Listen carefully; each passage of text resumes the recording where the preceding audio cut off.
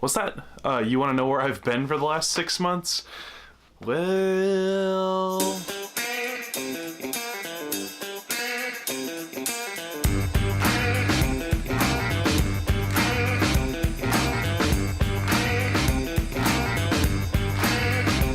I woke up this morning, but I didn't wake till the afternoon because I slept in late with a great mental state and a date with destiny. I rolled down the block without a cop or even stressing me, let alone arresting me or giving me a ticket. It's coming into summer and the weather's fucking wicked, so I figured I'd be hitting the beach, look at skinny dippers' titties and get something to eat. After half a pound of chips and a flounder burger, I was sitting on my ass like a council worker, reminiscing about being pissed off about a house burning down to the ground and being out on my ass before my change of fortune. Now I score tunes, don't get up before noon. Said your mama's on the head of my knob, and it's better than heading to my dead-end job because the boss was a cockhead when I was a clerk.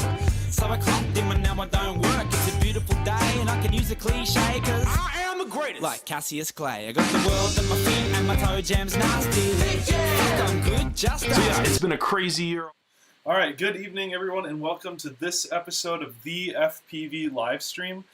Tonight, we're trying something a little bit new, and I'm going to bring in my good friend and fellow pilot buddy, Adam Kobitz, aka Hyph FPV. There's a little bit of a mix-up before we started here, so I'm just trying to get him added in real quick. Alright, Adam, can you try to say something for me? Hello? Okay, I don't have your audio yet. Hello? Default. Try it again. Hello? Come on. Hello? I know it can work. Hello? You might actually be piping through the Hello? speakers in my computer. Hello? What if they can hear me, but you can't? I can hear you. Oh, you can hear me. What if you can hear me, but they can't? They're not important. Ask them if you're. Can you guys hear Adam, even if it's just through the mic on my computer? Like, is it horrible? Hello?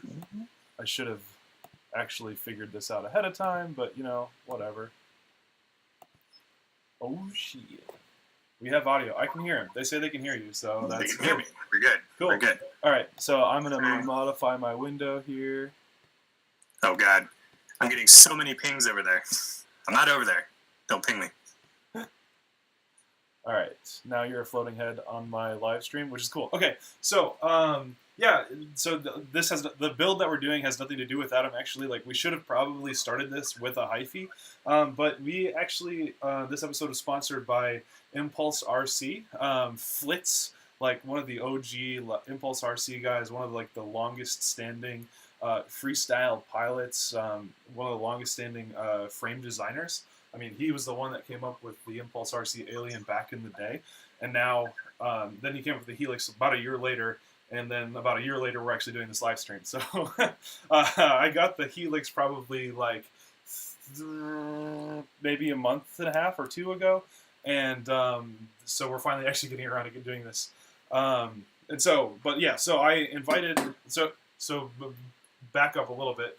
I haven't done a live stream in a while, and that's my fault. I got a little bit busy, had a lot to do. You saw the video at the beginning, kind of understanding what's going on there. But I consistently hear from people, hey, you got to do more live streams. Like, I really love that. It's the thing I look forward to most about your channel, blah, blah, blah, which is great, and I love that. So I'm going to try to get back into doing it. And then the other feedback that I had was that there's a lot of times of, like, just dead air, where I'm too focused on the build to, like, actually talk about something at the same time. So I'm going to try to bring in either, always Adam, if he doesn't hate this process by the end of it, or to continue finding guests, especially the people that make the products that we're working on. So like, you know, if in the future we did a frame from, well, Hyphy Multirotors, we would bring Adam in for the, as the guest star to kind of talk about the design, talk about his experience while simultaneously building. And so hopefully that would lead to some engaging content. But for now, it's just me and Adam. We're hanging out. We're building quads, and he's going to kind of help field questions and talk about things, and we're going to hopefully have a working quad by the end of the night. So, that being said, Adam, do you have anything you want to add? No. Okay. So, so this is the ImpulseRC Helix. I got to add... Nope. What's that? Nope. This one. My bad. I gotta add Adam to this screen as well. I'm working fervently over here trying to figure out how to get the chat on my iPad. It won't let me get in. Nurk, where do we buy your shirts? Ah, that's a good question. I was hoping somebody would ask.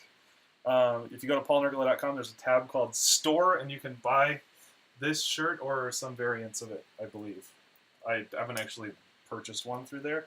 I haven't tried it yet, but it should work. Anyway, cool. So you should see me. You should see Adam. I'm going to make Adam a little bit smaller because he's taking up like 80% of my screen. As it should be. And let's get started building. So I've done a little bit of pre-work ahead, mostly because I didn't understand this build. Like, I actually was watching a UAV Futures build on it, like, just before this. So this is not going to be a comprehensive build guide for you. It is instead going to be a watch Paul struggle with a build guide. And so we're going to build the Helix from the ground up. So what I've done already is there's one plate, or well, there's actually 2 sandwich plates here. And you've got your arms. Just grab all this. And you've got your top plates, and you've got fairings. Okay, so with the fairing, the first thing I did was I took my ESC wires. These are T-Motor F30 amp 2 to 4 cell ESCs, and I just added some extra long wire on it. And Adam, I chose orange for you. Good man. And so what we have to do is we're going to end up setting up the wires on the motors and then hooking it all into the ESC prior to mounting all of that. So I just wanted to show you that I've done a little bit of pre-work there. And then on the main plate, I've already done the inset screws, which is freaking cool. Like, we need to have more builds do this. But basically, there's now a threaded screw inside of the carbon fiber plate that will then bolt into the bottom of the arm, and it is gorgeous. Like, I've never been in love with a feature on a frame as much as I have with that. And then there was a bit of a sticky thing that holds the flight controller down to the main plate, and then I just have these standoffs in there. So that's all that I've done, just enough to make sure that I actually knew what I was going to do and that this wasn't going to flop from the beginning. So we're going to go ahead and jump right in where I left off. And what I think I'm going to do first is prepare the arms. So right here I've got T-Motor F40 Pro 2600 kV. Since this is a fairly light, fairly speed-oriented build, I wanted to go at the high kV motors, which I've been kind of missing since switching back to F60s on my racing rigs. So those are the specs. We're doing F40 2600 kV motors, as well as T-Motor F30 amp ESCs, and yeah, it should be a bit of a screamer. I've been kind of missing the bi-blade days, so I'm going backwards in time on that. So with these, all you have to do is stick the motor wires through the bottom of the arm, and then you just bolt everything through. And now these wires will be sticking out the bottom, and then the fairing will go over top of it, all like that. And then, so you just kind of have to do some tricky soldering of the ESC, keeping the wire short enough to get it all fit in there. But in the end, the end product looks super good. All right, so I'm just gonna. So I think we first have to get the wire lengths and stuff right.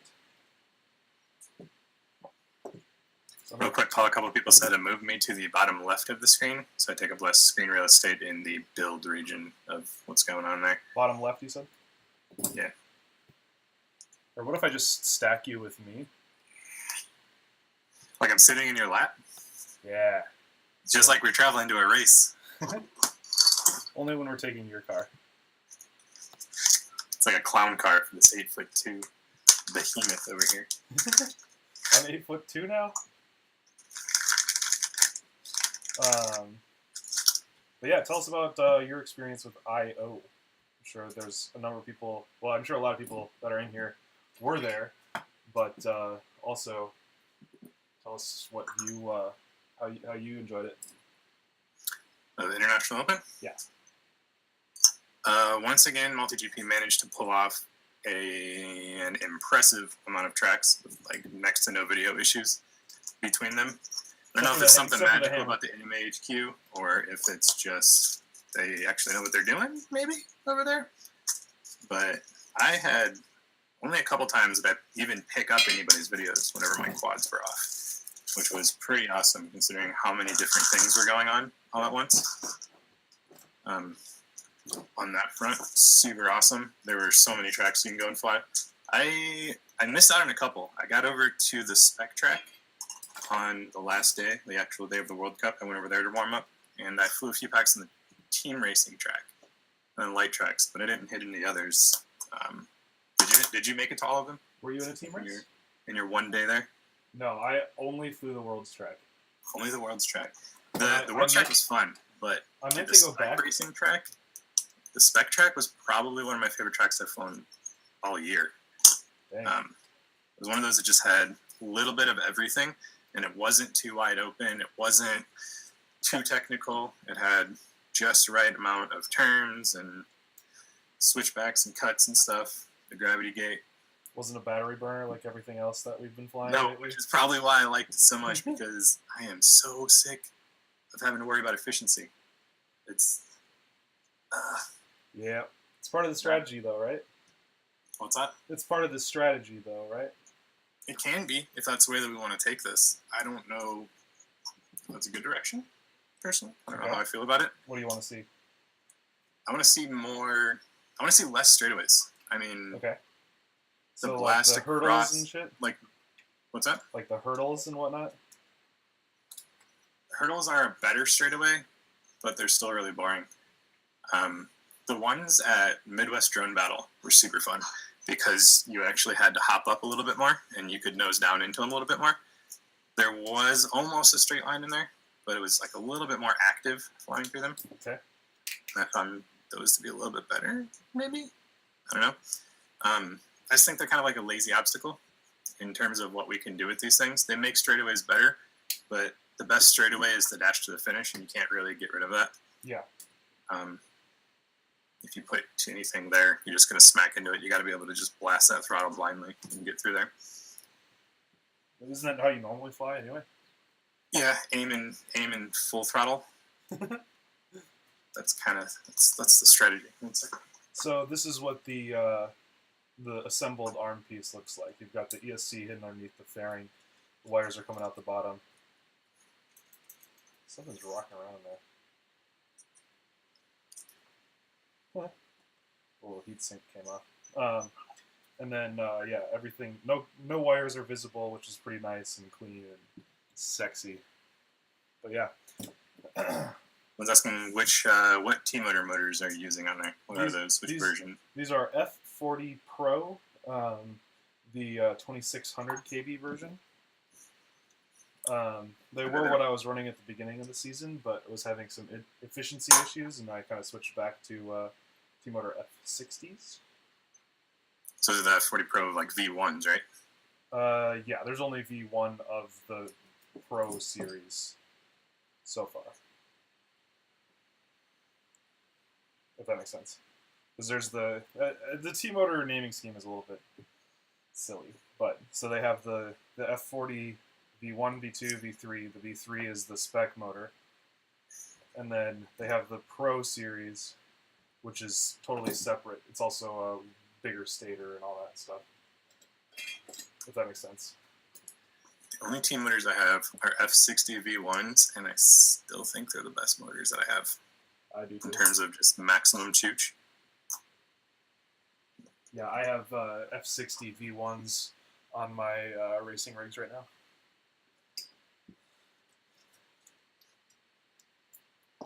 And you're going through the chat and just kind of checking with questions and stuff. Yeah, looking for anything related to the International Open while we're still tailing off on there. I don't think we're going to be able to dodge it, man. Hammergate, what are your thoughts? Oh, man. You know what? So I wasn't there for that, right? I was not quite at the International Open yet, and so I kind of got to see the digital reaction only. But then when I got to the International Open, nobody gave a crap. Like once I arrived on site, everybody was just like, "Oh yeah, that was really funny." Well, part of that was because the people that were there were the ones being affected by it. So that's a good point. they're not going to empathize with it. But yeah, dude, there were like 3,000 comments between the different groups and stuff within like 5 hours on Facebook. Is absurd. Yeah. Just so the way that I've looked at it from my perspective and my limited perspective, again, I wasn't there, but it really just kind of sounds like a Chris Thomas stunt. Chris likes the attention, and I think that which is fine. I have no problem with that. And it sounded to me like it was a little bit consensual-ish, in the sense that they knew the rules and they broke the rules, and he had every opportunity to just leave before the quad got smashed. So, while it may have not been the greatest way to handle the situation, it doesn't really seem like it was that bad. If that makes sense. Yeah, I think it definitely got blown up to be a lot bigger of a deal than it was. I mean, especially with everybody like, touch my quads at an event, I dare you. Oh yeah, I mean that's the internet / Reddit response to things, right? It's like, oh well, I would just pull my 1911 out of my pants and blow the guy away. Like, that's... I mean, that's in my flight bag too. I don't know if you carry one of those around with you, but nah, it's too big for my tastes. We've all seen your bag in the recent video. It's no guns, apart from these. AA asks, wasn't there a figure 8 track? I think I missed it. Was wondering how that would go with cross traffic. So that was actually the team race track. And yeah, it was a figure 8, but where it crossed, there was an over-under. So it was actually, the center was like a tower, and there was a high section and a low section. And when you went over the high section, you would kind of have to hop over the low section. So you actually had to pull back, hop up, and then nose down and get back up to speed on a downward trajectory in through there. I never thought that a figure 8 track could be fun, but I had such a blast just ripping around that thing. I wasn't even in the team race. I was just over there warming up, because a lot of the tracks were empty while other events were going on. Figure 8s are fun. They're the future of racing. You heard it here first. Did you so did you kind of hear the philosophy behind why the gates were raised and all that? I did not. Oh, okay. So on the team track, none of the gates were at ground level. Every single one was raised up by like, I don't know, 20 feet or so. Yeah, maybe not that much. 10 feet from the ground, the bottom rung of it. And the reason they did that was so that field marshals, they're just humans with hard hats, could run out on the field and right fallen quads for the team race, because the team race was like endurance style. And so what that meant was that they didn't have to stop the race every single time someone crashed, because the quads would be flying overhead rather than down at ground level, which I thought was kind of an interesting idea. But the other end of the problem was that people were getting stuck in the gates. Yeah. So if your team got stuck in the gate 10 feet off the ground where nobody could reach it, oh, it was so bad. You're boned for a while there. I got stuck like 3 times, and you literally had this like 20-foot piece of metal conduit, and you just pinataed your quad out of the gate. It was so bad. You're just like I was just pool, trying as hard as I could not to hit the camera. Did you have the GoPro on there, or was it just... Yeah, I had the GoPro. Oh. I went over there to warm up, and I had this grand plan of getting a little bit of HD from every track and doing like one supercut. Yep. Time didn't work on my side there, because I had to rebuild a whole bunch of quads during the event. Really? I didn't hear about this. But yeah, would have been cool, but didn't get there. But yeah, I had the GoPro on, and it was just ripping around that track. It was really fun. You could just hold the throttle and then just try to get that hop over down right. Tell me about spec racing. Did you compete? I did not, but I wish I did. Okay. I think that's the theme of this entire event, was that, like, what I took away from it is anything can kind of happen in terms of race results. Like, we saw a lot of big names go out early in both the World Cup and the spec stuff. I mean, the spec stuff was all, the first race of BMS Thomas, obviously. The kid just swept everything. He's a monster. But after that, it was like all the guys that you and I race with every weekend. Just, what was it, 2nd through 5th, I think, or something like that? Yeah. was just everybody that we raced with. And I'm over here like, I'm not going to build the spec quad. I'm not fast enough. All these pro pilots are going to beat me with it, so I'm not going to spend the money. Should have spent the money. Had an actual chance. Yeah, I mean, our region is stupid fast. Like, I don't know why we keep forgetting that. Maybe it's just because we have to battle with each other every single day, but between you, me, Kato, Jaws, Anthony, J-Rod, Falcon X, White Noise. Noise. I mean, it's just... Phased is getting ridiculously fast, ridiculously quick. Who is? Phased FPV. Okay, yeah. I think he got 5th. No, Anthony got 5th. Did he get 4th in the spec or 3rd or something? Like, he was way up there. Then he did really well at the IO too. Like 3B somehow has really fast people, and they just keep coming out of the woodwork. It's because we know what we want. We're pushing hard. We're doing the drone hustle. So a couple of people are asking about Thomas's quad, or which quad won the International Open. How does that relate to yours? Because it's actually super similar. Like what you're building right now. Oh yeah. So coincidence, like total huge coincidence, is that the quad that BMS Thomas was flying was a ImpulseRC Helix. I believe. What'd you say? How's that hype train feel? It feels Are you pretty riding good. I've actually, well, so I could show you the postmark on the box. Like I've had this box sitting here for like 2 months now, so it's totally coincidental. I think I've had it since even before Australian Nationals, which was the last event that BMS Thomas won with an ImpulseRC Helix. So it's just good timing, but. And then the real question of the night, Okay. the most important one that anybody in chat's going to ask you. Okay. But nobody in chat is asking. Asks, how do you like racing the HiFi Paul? That's funny. Well, so I have the Kratos, right? Kratos is easily my favorite frame. It's kind of my design. It's got all the things that I want. But there's been some, we'll say, supply issues. Trying to get, we're just kind of between versions, and so it's not really available even to me right now. So in the meantime, I've been flying HiFis because they're just a great middle ground for everything, right? They're fairly strong, fairly light, fairly supported. They fit all of the electronics that I want.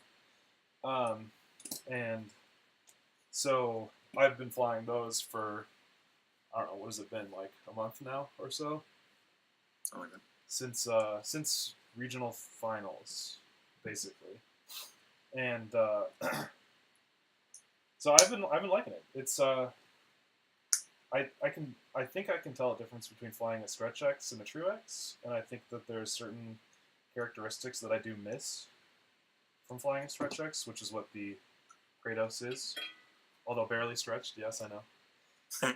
But the Kratos V2 currently, and this is part of the problem right now, is like 120 grams just for the frame. And that's way too heavy for a racing frame. So I'm trying to figure out ways to drop the weight. And so in the meantime, I'm flying the HiFi, which is like 93 or something without anything. And that's much more reasonable for the weight of the quad. And so that's been the biggest benefit for me right now. That, and when I break something, I just go to Adam and be like, your stuff is stupid. Yeah, when your supplier is right down the street, it's also easier to just be handed replacements when you realize it's... Although I haven't broken anything yet. But a screw. You somehow... Oh, yeah. I did that too. I did that this weekend on the spec track, actually. Like I said, I was just pegging the throttle going around, and I smacked a metal gate. Or no, it was on the World Cup track. It was one of those hits where you hear it from where you're sitting, and it's just that resounding ding that echoes off into the mountains. That's not good. And I walk up to it just like, I knew the camera was broken. I knew the top plate had to have been gone. The Unify was probably gone because it's wedged in there. I mean, All it was a motor or an arm screw, like a steel screw. Super lucky. Dang. You broke it the same way that I did? Yeah. Tell them about that. Reppy asks, this is urgent. 18 gauge wire for ESC power wires. I'm about to solder right now, and 16 feels big. I say 18. 18's fine. 16's quite big. Your XT60 lead you should match to your batteries, which I think is like 12, unless I'm mistaken. Yep. But your ESCs are only getting 1/4 of that amount of power, so they don't need to be that big. And even then, I wouldn't be picky. Like, if you look at charts for how much stuff is lost in heat at the voltages and currents that we're working, it's like less than 1% or something stupid like that for a reasonable amount of length. And so it's just like, you can stress it if you want to, but it's not going to matter. Okay, so with the fairings on the Helix, you need like slightly longer screws. And I have some that are too long and some that are too short right now. And so I need to dig for some more of the middle ones, which I thought I had pulled out enough of ahead of time. What are the actual purpose of those? Is it aerodynamics? I mean, it's obviously ESC protection, but does it adjust the way the air flows around? Is that a theory? Well, so yeah, you're right. It's primarily for ESC protection. But at the same time, it also, I think, acts as an airfoil. So with quads, when you have just one big, fat, dumb plate, and I'm not talking about your mom, even if you put a fairing over the top of the arm, if you don't put something on the back side, on the trailing edge, what happens is that a vacuum is created by the airflow over the top of it. I don't remember the name of the term, but when that happens, you have just as much drag as if you hadn't put something on the front or on the. So that's why airfoils are a certain shape, right? Like for a wing, it has it creates lift by pushing the air around in a certain way. And the same thing is with a fairing, is that it forces the air around it in a particular direction. And that is what gives it better aerodynamic properties. And so the air will still be battered here, but it will actually not create that vacuum nearly as much, and it will allow the air to pass past faster. Can you take your master volume in OBS and crank it up a little bit? They're Yes. saying we're a little bit hard to hear. Okay. Should be maxed out now, which went up a little bit. You should do a floss build with Rogi as a guest. Yeah, I'm going to sit that one out. Someone asked if I could share my opinions on that frame. I'm not going to do that. No, you're not? I would love to hear that. If you guys want to run components Here we go. that are sacrificial, I said I'm not going to do it, but we're going to do it. If you want to run components that are sacrificial, like arms and stuff. Your arm is a component? And you. I don't get it. I mean, it doesn't take that much to make it, like, not sacrificial. I mean, I don't know. So the thing with the floss is there's two ways to build it, right? You can either build it as I understand it, intended, and go on every component on your build that you choose, you go ultralight. You pick light motors around the 2204s. You pick a lighter prop because you don't have as much torque on your motor. You pick a lighter power or ESC combo, maybe do an all-in-one or do like a 4-in-1 or something like that. And that makes sense because then you're building an ultralight quad, so it makes sense to pick a frame that weighs 60 grams or 62 grams or whatever it is. What I don't get, and what I'll never understand, is why you would pick that frame and then stick like 2306s on it.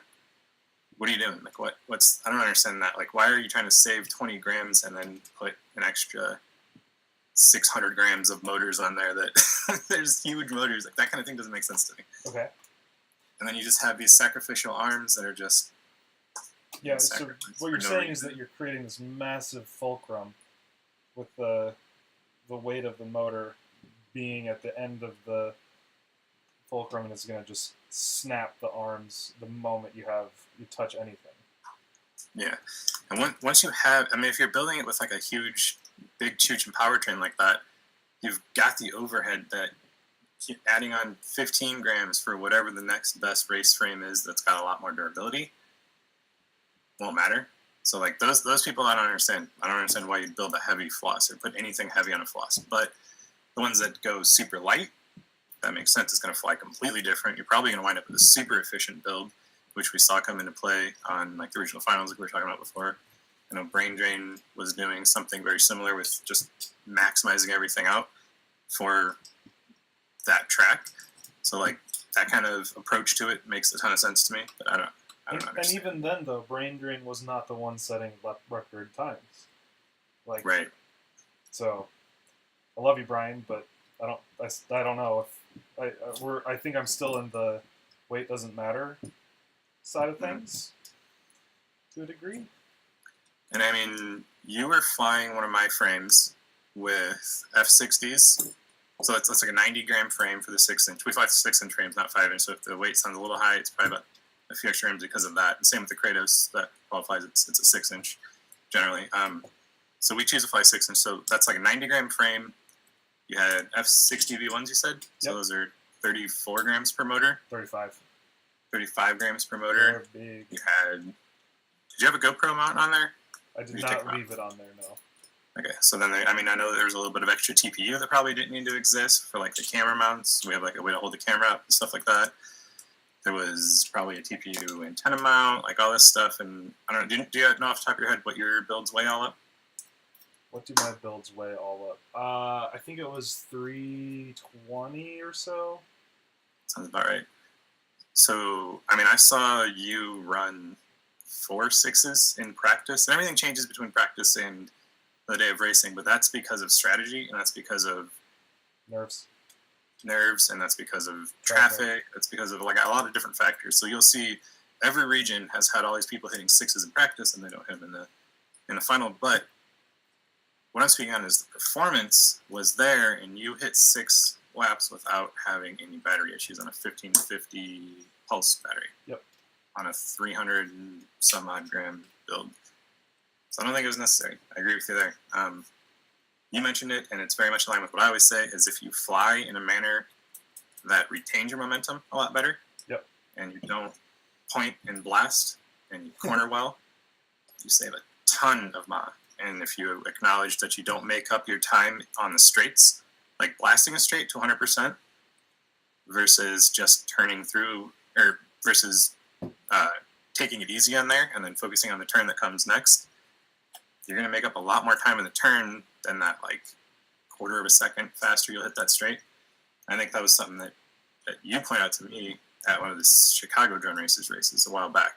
Yeah. It's like that's not where you make up your time, and you're just using a ton of battery. Yeah, it's like the difference in consumption or battery consumption for like friggin' full throttle versus like 75% is redonkulous. Like you burn so much more battery when you get to 100%, but you're only getting like 5 or 6 miles an hour faster. Yeah, whereas efficiency plummets in the top 90% of your motor. And if you save that juice for changing directions faster, like for a turn, or for like a hairpin, think of that. Like that's where big throttle blips are really useful. Everywhere else, I don't know, it's not very necessary. Yeah. Justin is keeping together a floss that has 2204 motors on it. I'll allow it. Will you? Robert has a floss that weighs 227 with 2205 grams on it. I'll allow it. Those aren't 2207s or 2306s. Which ones are they? Which motors? I don't know, I just said 2205s. Someone was asking about Jiffy Pop says Hyphy has a sacrificial camera. Yes, it does. They are one sacrifice to the quad gads. But if you don't fly bad and you don't crash, you're not going to sacrifice the camera. Oh. Someone's asking about our thoughts on. Okay, here it is. So AA asks, Envy Astro did well also. So what are your thoughts on unibody frames? Well, I'm all about the unibody frame, but everybody else seems to hate them, so I moved away from them. Some of the unibody frames, they're so light. Like, we put so much hardware into 4 arms. Like, let's... Yeah, look, I've been just putting hardware on this frame right here for the last, like, 15 minutes. I have a pile of hardware on my desk, and I haven't done any of it yet because I just don't want to put screws in. But yeah, I mean, unibody frames that are doing well. Envy Astro's frame, I actually like it. I don't like pod frames. I cannot stand pods generally. But seeing their injection molded pods on his frame, that thing looks pretty hot, to be completely honest. I don't know how it holds up. I presume it's doing well. He's testing it, and he goes fast, crashes hard. But actually, I like his frame. But I don't remember what it's called. Dang, but that's starting to look real good. I'm just saying. I'm just sidebar. Whew. I like that. Anyway. Are those 5mm arms or 4mm arms? 4. So they're 4, but they have the thingamajigs on the back that probably are going to lend a little bit of strength, I'd guess. Another good unibody frames that come to mind are the super lights. Those are super light frames. There was a lot of those at Nationals, like Catalyst frames. Those are some cute frames. Oh yeah, I love Catalyst, but I don't know if I could ever afford it. They're so expensive. Oh, they're expensive. Says the guy with $100 and some frame. Yeah, well, yeah. I didn't pay for it. All right. This episode is sponsored I'm at the by Kratos. ImpulseRC. Kratos was unibody. It's going to 4 arms now. Unibody makes things more expensive. I mean, that's kind of where it comes. That's actually the main reason that my frames are removable arms. I would almost prefer to do a unibody frame, but my 3-inch frames, they cost as much as my 6-inch frames, like from the factory, because they're a unibody plate. They don't lay out well. Are you sure it's not less because of the cost of replacement arms? What's that? Are you sure it's not less because of the cost of arms? Depends if we're talking first batch or second batch. First batch arms may not have been the best of that rate mark. Sacrificial arms. Yeah. Talk about sacrificial.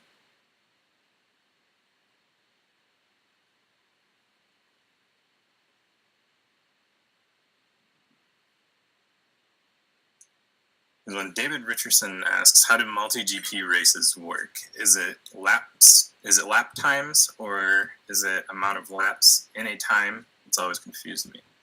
So that, I guess there's a standard. The standard multi-GP format is generally like 2 minutes and most laps, which always has you pushing to get across the finish line before that 2-minute timer runs up, and then you get a bonus free lap.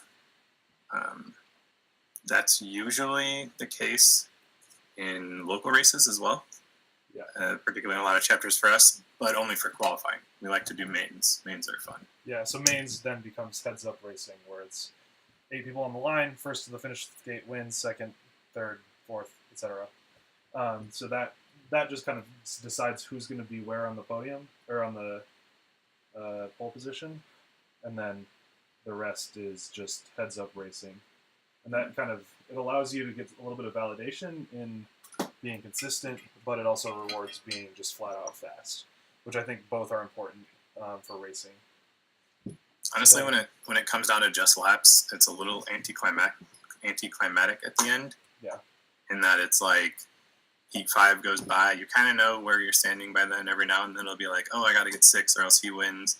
And if there's a tie, sometimes there's race-offs, but with mains, it gets a whole lot more exciting at the end. Absolutely. What do you think about like DRL style, where you have AAA mains or whatever? About what? Like DRL style, where you earn points? I like that a lot. And that's kind of something that we're starting to see in some chapters around here, and I think it's borrowed from RC car racing. Okay. Why don't you talk about that? Tell them about that format. What's that format? And then why do you like it? Yeah, so once again, you do most laps for qualifiers, which is not DRL styles. That's different from that. But then it becomes, instead of going into mains, usually in mains, there's a B main and an A main. And in the B main, or so the top 4 people will go straight into A main, and then the next 8 will race off, or 6, or however many they're going to put in the air. will race off, and the top 4 move up into A main. So you have your guaranteed moving on, and then you have a race to get into the finals. And then the finals come around, and we all just mid-air each other like morons, and it just becomes last man standing wins and takes home the gold. And that happens all the friggin' time. Like every race that we go to is like that. But with this other format that we're starting to see, the mains are actually, what is it, a series of 3 or 4 races? 2, 3, or 4. I've heard some people doing 2 now. And your placement in each of those race-offs, it's all head-to-head races with the top 6 or 8 or whatever. And your placement earns you points. So if you get first, you get 10 points. If you get second, you get some other amount of points, and yada yada. So it works out to where if you get first twice of those 3 runs, you just take it home, you win automatically. But otherwise, you're kind of battling each race. And that is a huge fix. I haven't raced it, but it seems like a huge, really good solution to the problem of the final race of the day is, just everybody crashes because they're rushing and they're all next to each other and mid-airing and last man standing wins. So that you've done that. How did you like that format in practice? So that's very similar to the DRL format, which I've done a lot of. And I love that. I'm getting feedback from you, Adam. All of a sudden. What's that? I said I'm getting feedback from you all of a sudden. Oh, I can throw headphones in here. But in practice, in multi-GP, or like at a local race, HawksRC is where I got to do it.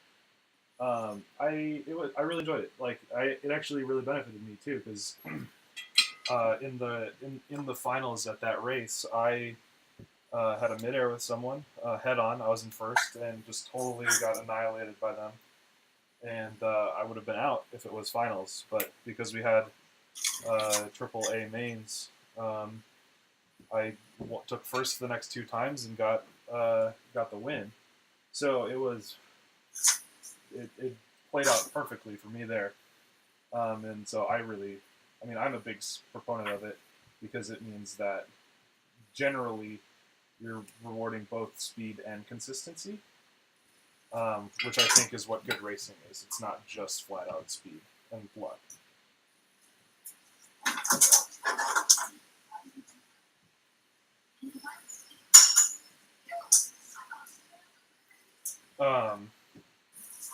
But yeah, so we're still rocking on this build, just kind of hooking up the ESCs to the PDB. Everything's kind of wrapping up around the bottom of the frame. Looks pretty good. Everything's nice and clean. I'm a little bit worried about some of the wire placement, like maybe getting tagged by other quads or prop strikes. But for the most part, they should be good. I've got one motor that's being a little bit sticky, so I'm worried that the ESC is shorted. So I'm going to have to pop it open again on that motor and make sure that there's nothing wrong. I also have two different kinds of ESCs in here. Well, actually, they're all the same electronics, but they're different versions of the F30 or F30 amp 2-4 cell, which they should be the same. We went through beforehand and found headphones and said, if we start getting feedback in the middle of this, we'll throw them in. They're gone. I don't know what happened to them. The turtles. They were right here, plugged into this, and they are no longer there. Was it the tortoises? Yeah, they probably jacked them and ran. Mr. Steele has left Rotor Riot? What? Is that for real? Bro. I don't know. He was on Rotor Riot last weekend when Rotor Riot was in Muncie. I don't follow them. Yeah, I don't necessarily know if I would be a good fit for Rotor Riot.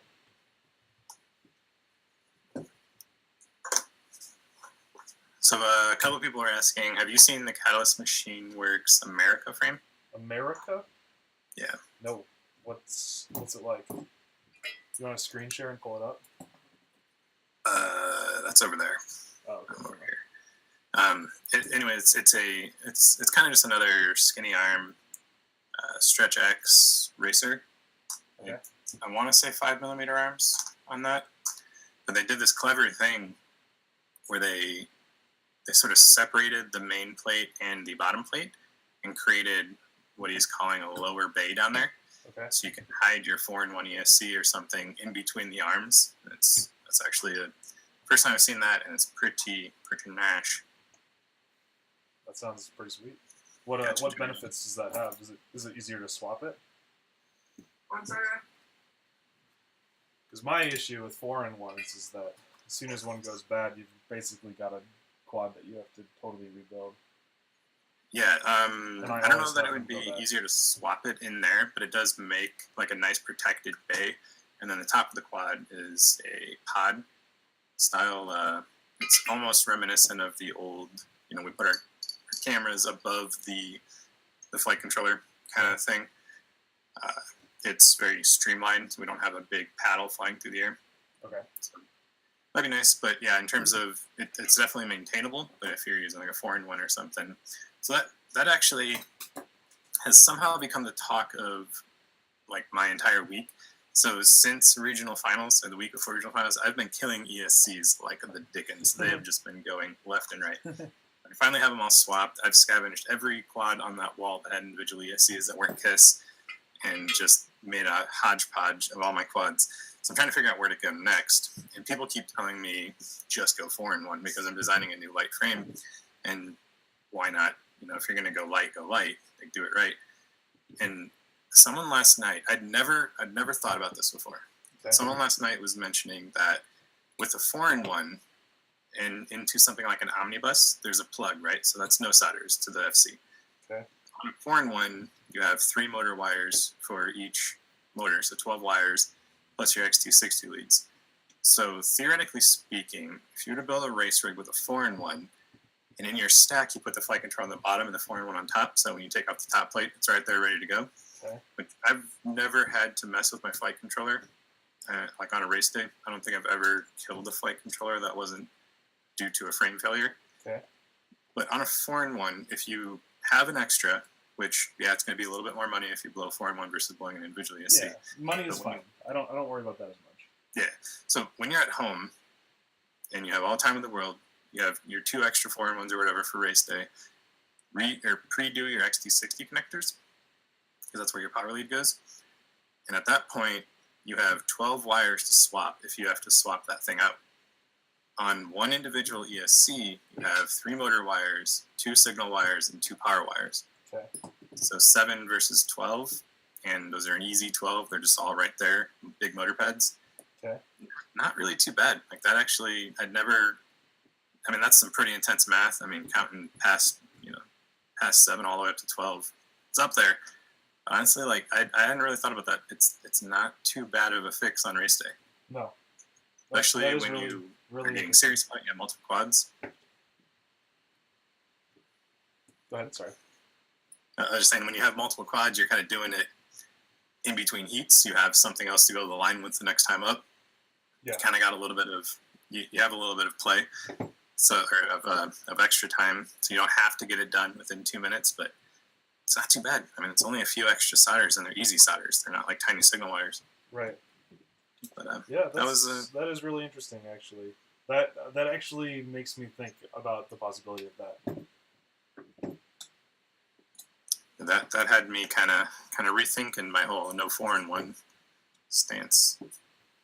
Lots of 4-in-1s in the future. Everybody loves 4-in-1s in the chat. Have you ever killed a T-motor ESC, Paul? A 4-in-1.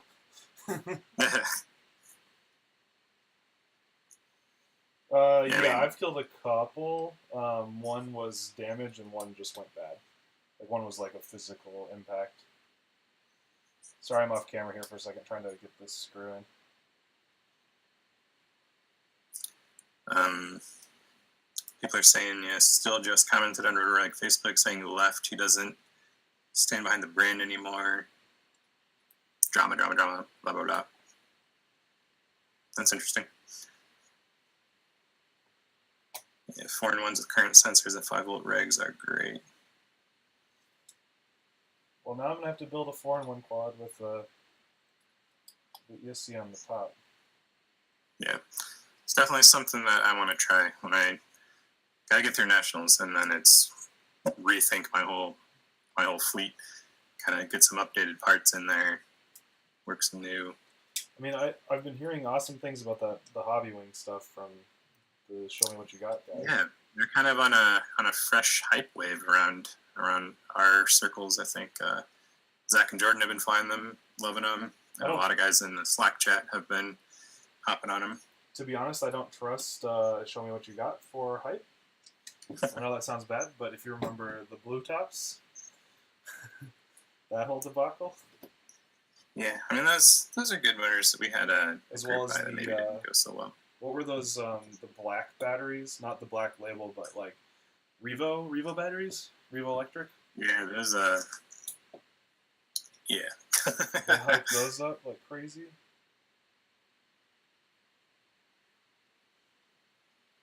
Jared, are we more in balance, guys? Is the volume good now? I went and tweaked it a little bit ago.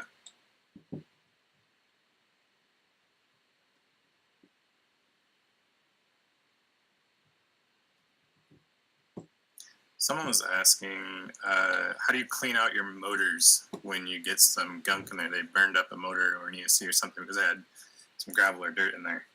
I don't. I just fly it. Generally set it on the ground and spin it up. That's probably not the correct way to do it. We have a lot of quads and don't treat all of them as well as they deserve to be treated. I mean, a lot of the newer motors have screws in the bottom. If you can buy motors with screws in the bottom, definitely, if you have the option, I'd totally recommend it.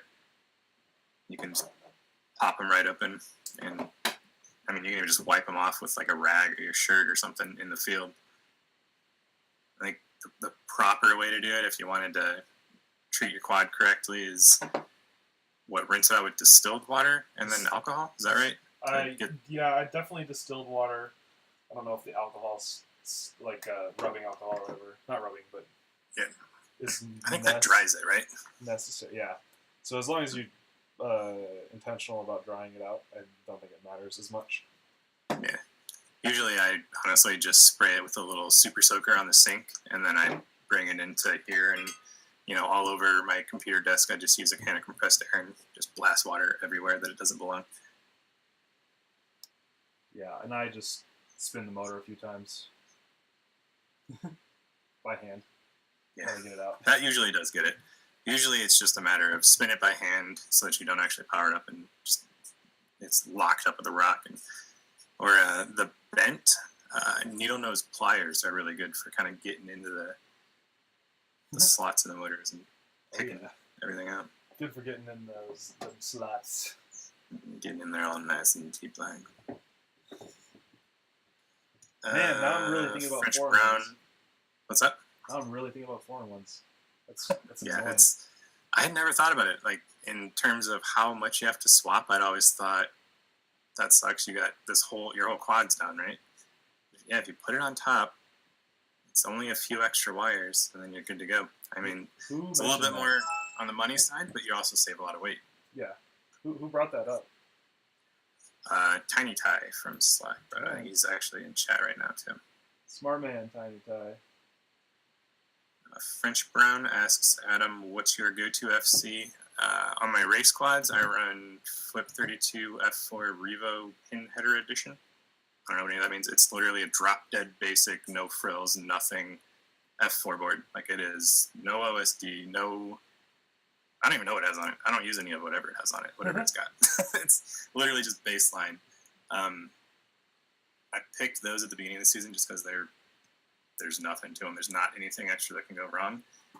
But now in the next set of builds, I mean, keeping in line with the foreign one thoughts that we were going over, I'm going to go to omnibuses, I think, and just let it be one plug from the foreign one.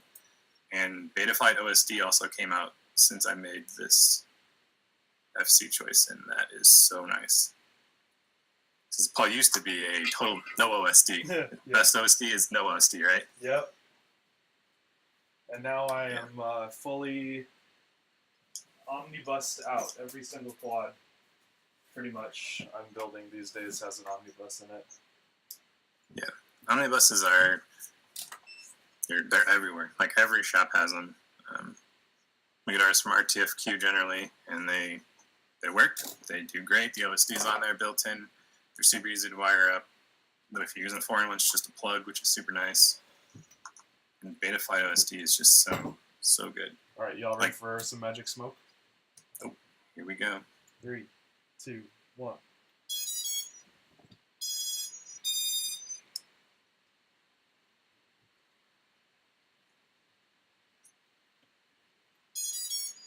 I'm actually a little bit worried about this one because it's not spinning as freely as the other ones. I think it might be rubbing on the carbon a little bit, like because this is a wider stator than normal on these motors. But these ones are spinning freely, so I'm just kind of confused. But so I'll just get through it and see what happens. Have they been flown before? Yes. Might be damaged too. Magic smoke from height. Yeah, if you're not going to smoke something, I will. So No smoke. All right, ladies and gentlemen, we've just witnessed history on the EFB Livestream. What? No. This is actually the first quad ever that Paul's ever built that didn't smoke. That's not true. It's not true. As far as I know, it is. Now they heard it. They heard it here first. What is the record? Like you've smoked a couple things on the stream, huh? Yeah, but I mean, it's the minority. I mean, I wouldn't say that it's a passing grade, but it's not failing. Oh, man. So that was a buzzer that I put on there. I don't use buzzers, but it comes with the buzzer, and it's got a nice little spot for it, so I'm putting it on there. I'm going to annoy Adam every time we fly together.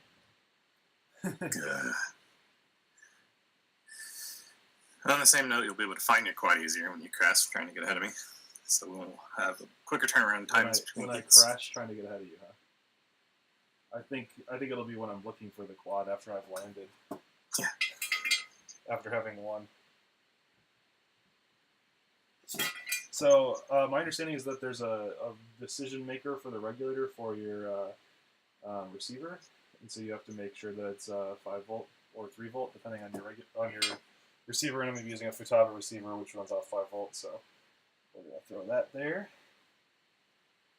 All right, now what? I don't know what to do next. Is it this? What do you have done? Let's get an update of everything that's on there wired up right now. Okay, so I've got 4 motors plugged with ESCs under the fairings, hooked up, ready to go. I've got the XC60 on. We tested the motors and the power. The flight controller is here. So like the flight controller is already installed. It is the power distribution board. I've pre-tinned these connectors, which actually go to LEDs, which I'll probably throw on. I put the buzzer on, and now all that really is left is the VTX and the camera and the receiver, because that is a full powertrain right there. I really wish. So first thing he says, the LEDs, which he will probably throw on. He is going to throw them on because we race quads, and when you race quads, you should always have LEDs. Yeah. Never, ever, ever don't have LEDs. Actually, funny story from the I.O., the finals went into the night. People didn't have LEDs. Dude, it was impossible to spot for each other. I guess Lifetime had a phone app or something that would actually give you race results like right then and there, like live in time. Live time? I didn't know that, but that's pretty awesome for spotting. But man, it was so hard when I was spotting for you to figure out where the hell you were at. Like I was listening to Scully spotting for me to spot for you. I was like, I don't even know. I can't even. You're just staring at the gates trying to spot black blurs as they rip past you. Yeah, at that point I was basically just trying to look between the goggles and real life and just count lap positions for you. Yeah. Because, I mean, even though you have LEDs on yours, I was still like, is this Yeah, I mean, it's everybody else. I mean, and that's no fault of their own. We didn't know it was going to go into the night for one, and it wasn't required to have them for two. But you should always put LEDs on a race car. Agreed. I'm guilty of not sometimes, but yeah, I agree. Double says, what no smoke stopper? Actually, dude, you need to get a power supply. Yeah, these things are magical. Like you set it, and then you plug it into your quad, and you flip the switch, and if anything's shorted, it doesn't power on. Like, they're friggin' awesome. And you can set it to where it'll power or output just enough to get your flight controller and ESCs up and initialized, or you can have another. I have a couple marks on mine where you can crank the power and actually spin up your motors with it. Oh, really? Super nice. How much do those run?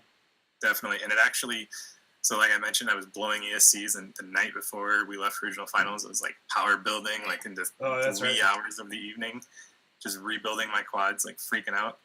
And I go to power one up with the power supply, and it tripped. So that would have been, I don't know what it would have blown, if it would have blown anything, but an ESC, I think I wired it backwards in my haste, and the power supply saved me right then. Yeah, you would have just given up. I don't think you would have seen you. I wouldn't have gone. It was that bad. Man, you were having a rough day of it there.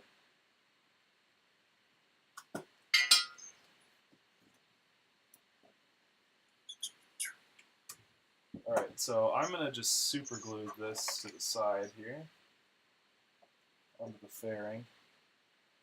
So Johnny Wall asked, he's on the road, and he wants to know the best way to find people to fly with. Facebook, FPV chat. FPV chat. So if you go to fpv-chat.com, join up, and get through the wave of memes and everything that'll undoubtedly smack you in the face right when you join.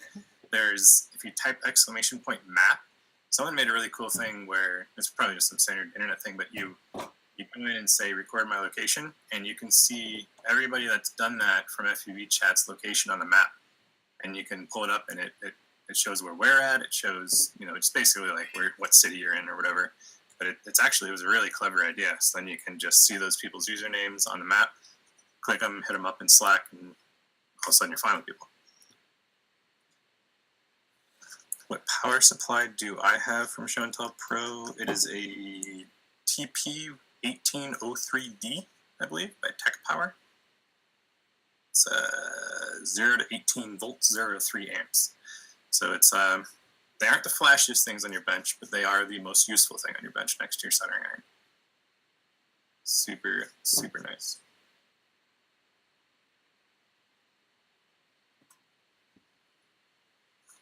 Seems like there's never a good place to put an LED, though. Bottom seems best. How have you been mounting yours, Paul? Generally, I put my ESC or my LEDs on the underside of my rear arms.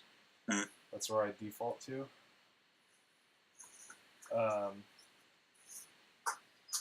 But on builds like this, for example, I can stick it on the other side of the fairing there. And I usually do it with super glue or hot glue, depending on what's available to me and what will work in that circumstance. So if you're not a weight weenie and you want a more elegant solution, I designed these drop dead simple. They're just little sleeves made of TPU that you can 3D print that you slide your LEDs in. You wire the power, their positive and negative onto it, and then slide them in. And somehow, these are $1 LEDs. I used to put these on my quads and they would break within a week because Paul and I just bash into each other when we try to practice all day. I haven't killed a single ESC on any of these 3 quads that cumulatively, and I don't know, we've probably flown 2,000 packs this summer in practices and races and stuff. Like, these things have seen some shit. I haven't killed one single LED on any of them. There's some duct tape or E-tape over them. Really? Actually, that's pretty good to know, because I definitely have not had that much luck with LEDs, which is my fault. Don't get me wrong. I always liked having LEDs to make your builds prettier, and then obviously it's better for when you're racing for traffic and stuff like that. And it's better when you crash; you can actually see your quad on the ground if it doesn't come unplugged. But these little things, they just have little zip tie notches in them. You can slide the LED in there. I haven't broken one single one. I don't know if it's probably some odd combination of a clever idea and some good luck, but they weigh 5 grams total for the 2 of them or something. But yeah, I just put them on the bottom, underneath the arms, in the back, so everybody behind me can see. Should probably have them visible from the front too, but it's not many tracks that require that anymore. Thank goodness. Praise be to the quad gods. Do the LEDs ever melt the hot glue? Probably would if they're on 4S, right? I've never had them melt the hot glue, no. Maybe you run them straight to 4S, like straight battery voltage, or you usually put them behind a 5 volt or something? Straight to battery voltage. Yeah. And mine will get warm, but I don't know if they get hot enough to melt the hot glue.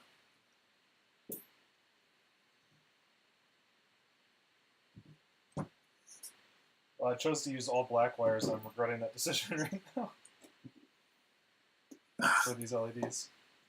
Double check them all before you power up. Yeah.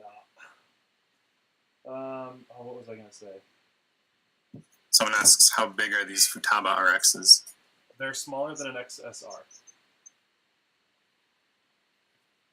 but there are no like XM plus size.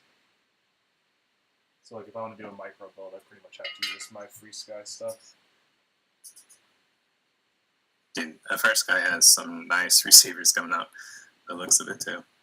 That new one, there was the 16 by 16 square one, and then they just came out with one that it's like half the size of an XSR. Was it XSR M or something like that? Okay. Definitely looks nice. But it has like smart audio and all that. It's like the size of an XM Plus almost.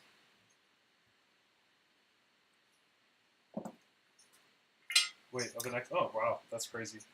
And it's Yeah, I just saw them today. Is it full range? I believe so, yeah. I mean, it's like full feature. Like it's an XSR, but smaller. It has smart audio. It has the plug, so we'll probably, like I've never left the plug on an X4R. Yeah. Chop it off first thing. Probably chop that off, and then you got this tiny little thing with telemetry, smart audio, full range. It has UFL connectors, just like the X4R, which I like more than the solder-on XSR ones. Yeah. And it's smaller than XSR. I mean, that one or the 16 by 16 mounted little micro square one, they're both tiny. They're both fully featured. Those are Nash. That's awesome. Yeah, that's probably, there's the two things that I don't like about Futaba right now for me are, one is there's no crossfire support. Well, there is crossfire, you can use it, but you have to use it in a slow old frequency between the radio and the module. And then, yeah, the other thing is that there's no micro size receivers. I don't mind the size of receivers currently. Like, they really are tolerably sized. Like, smaller than an XSR is very reasonable. I mean, and that, again, that's deep-pinned and all of that kind of stuff. But if you're not deep-pinning your receivers, then there's something wrong with you. Yeah, I don't understand why receivers and VTXs and all these have big old micro connectors, especially with the way builds are going now where everybody's slamming everything. Yep. Yeah, it's the RXSR, I think that's right. R for racing, presumably? Retry? Redo? Really cool. How are you guys liking this format with both me and Adam being here to chat? Adam, what do you think so far? I like it. It's fun. I like to talk. Are you bored? No. I mean, usually I'm sitting in chat talking anyways. That's a good point. Now people have to listen to you. Yeah. You're kind of like it. Y'all ain't got no choice anymore. Well, they have a choice. Don't scare away my audience, Adam. Yeah.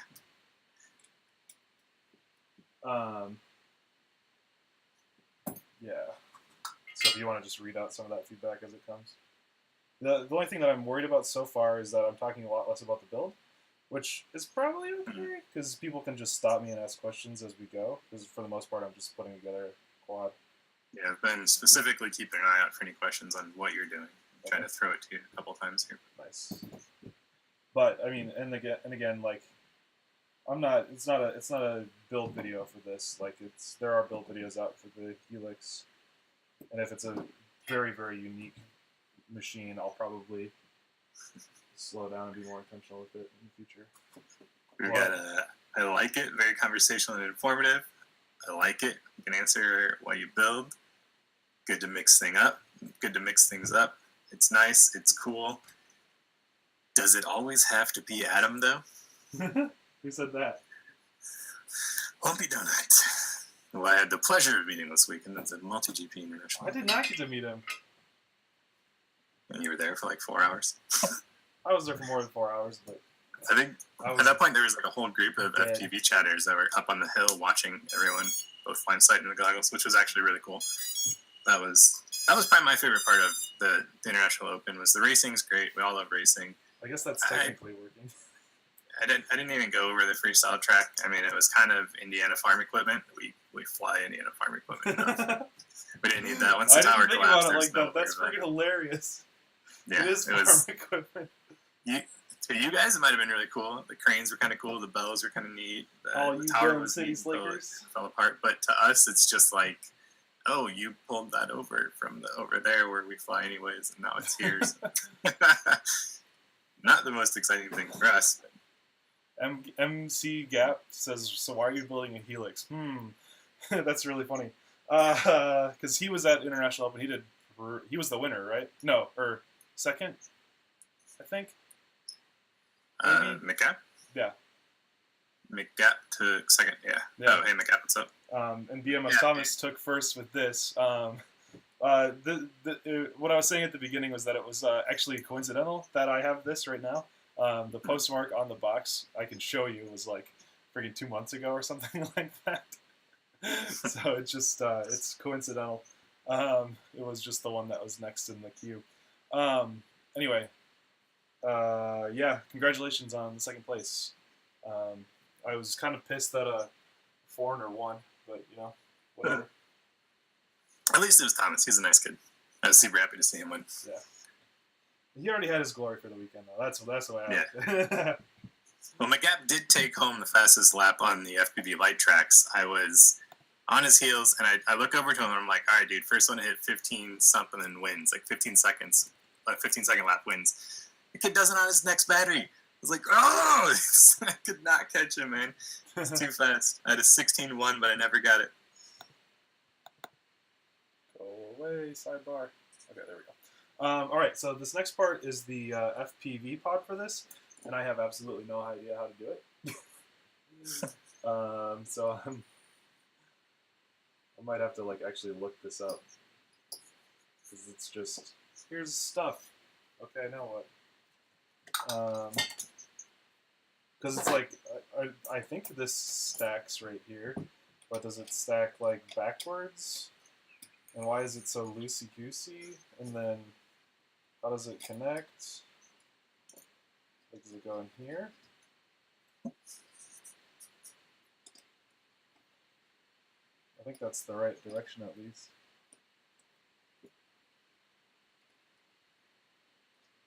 Or does... Gamers. So you guys gonna let Thomas win again next year? Wow. The young kids have had their run. Reno's coming up, and it's going to be a bunch of us old ass heads that are 25 and older. Nobody under 25 is taking a podium at Nats. You heard it here first. I don't know, man. They're too fast. They're just little tiny robots, man. They're almost like a robot. He is like so small. Like I knew he was a young kid, but it never really registered in my head. Like he is like a very small child. He was the little kid with the like really big blonde hair, right? Yeah. When I think of FPV, I think of a bunch of mid-20s dudes with beards. That's all of us. Like, and then you have all these little kids there just ripping. I'm trying to pull up pictures of the pod here. And I watched some stuff, but I'm still not confident. Somebody said pressure fit. Snap down on there? I don't think so. Like, I wonder if these are supposed to come off, and then, but like, then where does it plug in? So this brings up a good point. Me being here for the live streams, I can save the interaction in the chat, but I can't save the builds, guys. I can only do so much. We can't save the poor quads from Paul's hands. They're going to be covered. I'm not going to ruin it. They're going to smoke. We can't. Joker, don't message me like that. Message me on actual chat, because I can't look at both. Sorry.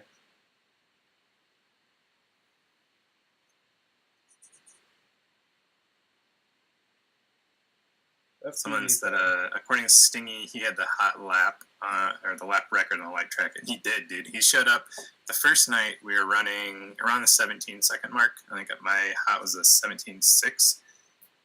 The Gap probably beat that because he's a monster. But then Stinger Swarm just shows up and lays down like a 16-7 or something like that, or 16-6, and we're just like, what? Stingy? He's back? What? Yeah. He doesn't race? And then we had to turn it up. McGap had to catch him again. I think McGap beat him on like his first battery or something. That's what happens when you don't race. Yeah. So You gotta flip them over and screw them in. What? Oh, yeah. Yeah, I think I see that, but I want to make sure that I've got all the things plugged in first. I think my receiver would go down on that plate. So let me get my receiver. Which had out a minute ago.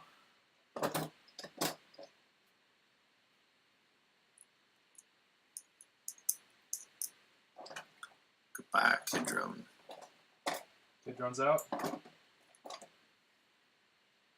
All right, the party can start.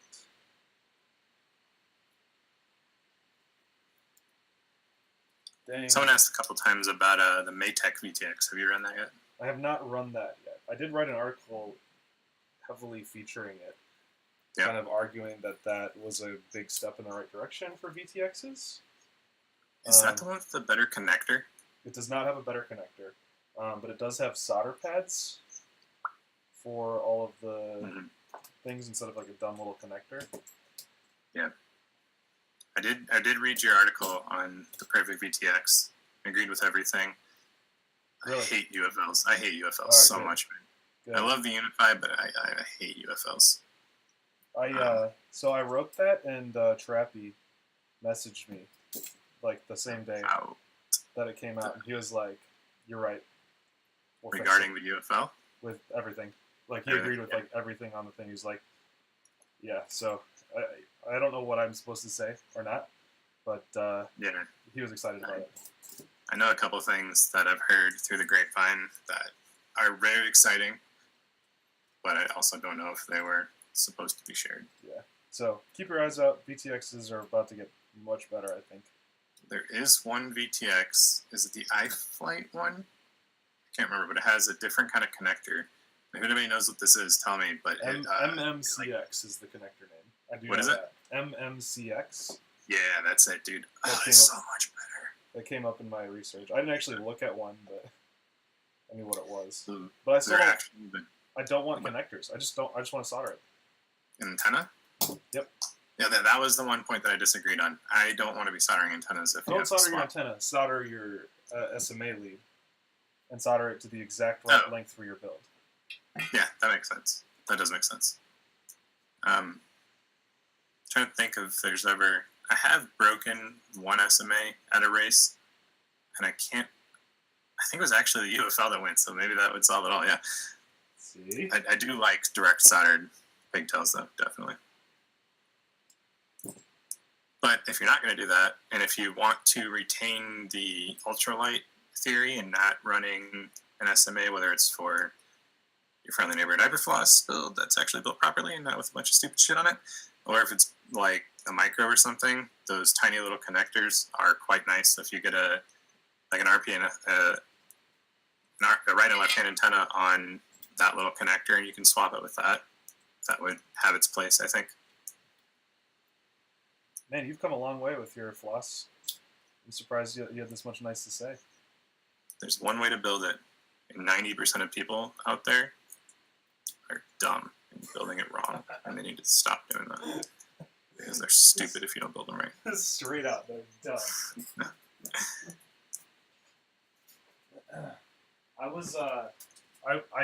I've threatened a couple times to people behind your back, Adam, that I'm gonna buy a floss and just like come out and fly it one day, and just not acknowledge it, not say anything, just start flying. This was mailed to me in a mystery box from El Babo. It's laid. I found it again on the little desk thing out there. My girlfriend must have found it on the floor. I gave it to my cat to play with. It seemed like a better use for it than whatever it was made to do. I don't know. There's a lot of things I don't agree with on it, but I will say that if you're going to build it properly, there's a place for that style of build. If you're going to build light, commit to it. Yeah. A 20-gram increase in your frame weight will not matter if you're planning on using big motors. Yeah, I mean 20 grams is nothing.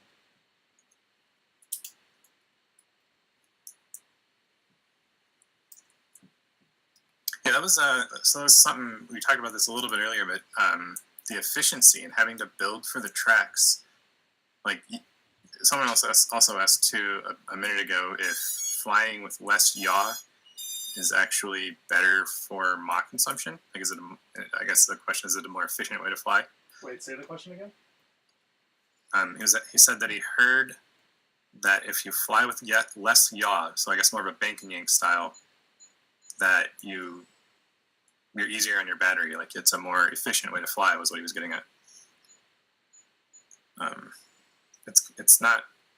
That's not necessarily just because of a lack of yaw. You can still fly efficiently if you're yaw heavy pilot versus a bank and yank or equal axis input. Somewhere in the middle of those two. But I mean, the inefficient way to fly is point and shoot. The efficient way to fly is to learn how to corner properly, whether that's yaw or whether that's roll into it.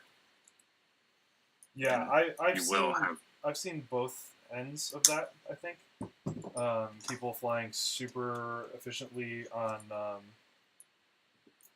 with one and the other. Sorry, I don't know how I'm trying to say that. But like Night Fury, for example, is very yaw heavy, I think. Mm-hmm. Whereas like Jordan is very roll heavy. Is that right? I'm trying to think if that's right or not. Because Provo is a really good example of someone that's bank and Yankee, very roll heavy.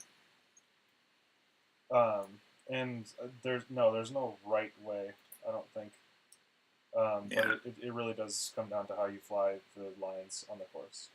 Yeah, and I don't think either way is more or less efficient necessarily and easier on your battery. It's just a matter of when you turn, no matter how you turn, make sure that you are retaining your momentum. You don't want to go to a switchback and stop and then go. You don't want to fight your momentum. You want to redirect it. That is more efficient.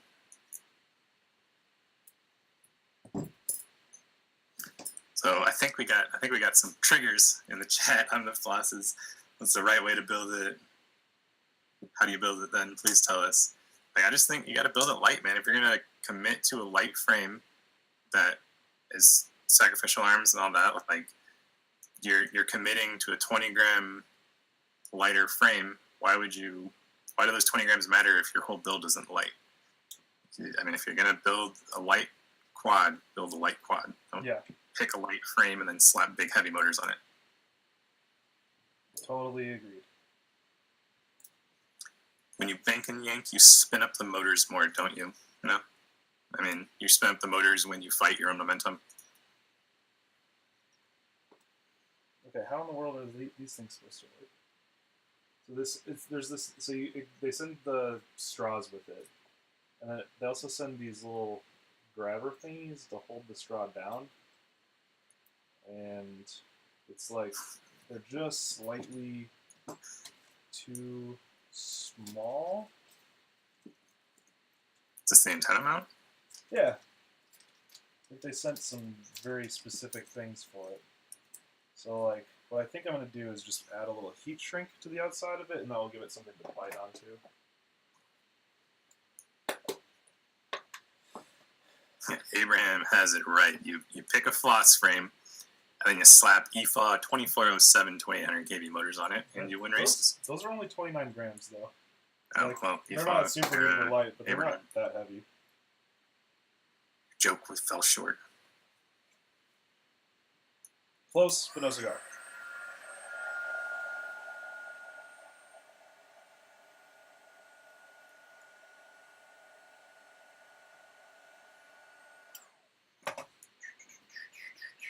What other questions do you guys have about whatever? Could be racing, could be freestyle, could be for Adam, could be for me. Could be. Don't you bend the antenna tube like 180 degrees and then clamp it down? Let me help you with what you're doing. Bend the antenna tube 180 degrees and then clamp it down. 180 degrees? No, this is how I want it. Like it loops, like a horseshoe? Oh, that would make sense.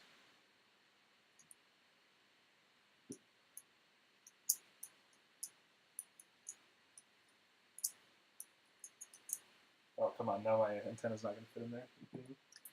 A lot of talk on quad weight. What are light and fast motors then? I mean, the Brother Hobby line or like your race day quads variant of them and all those sorts of things are.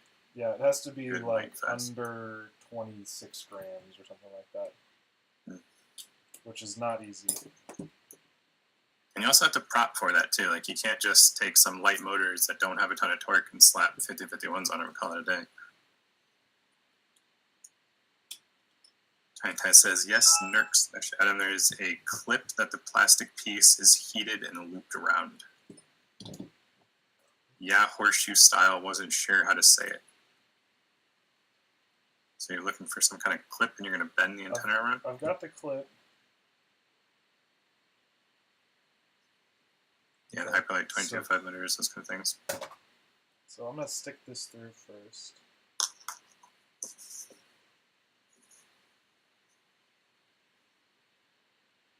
If I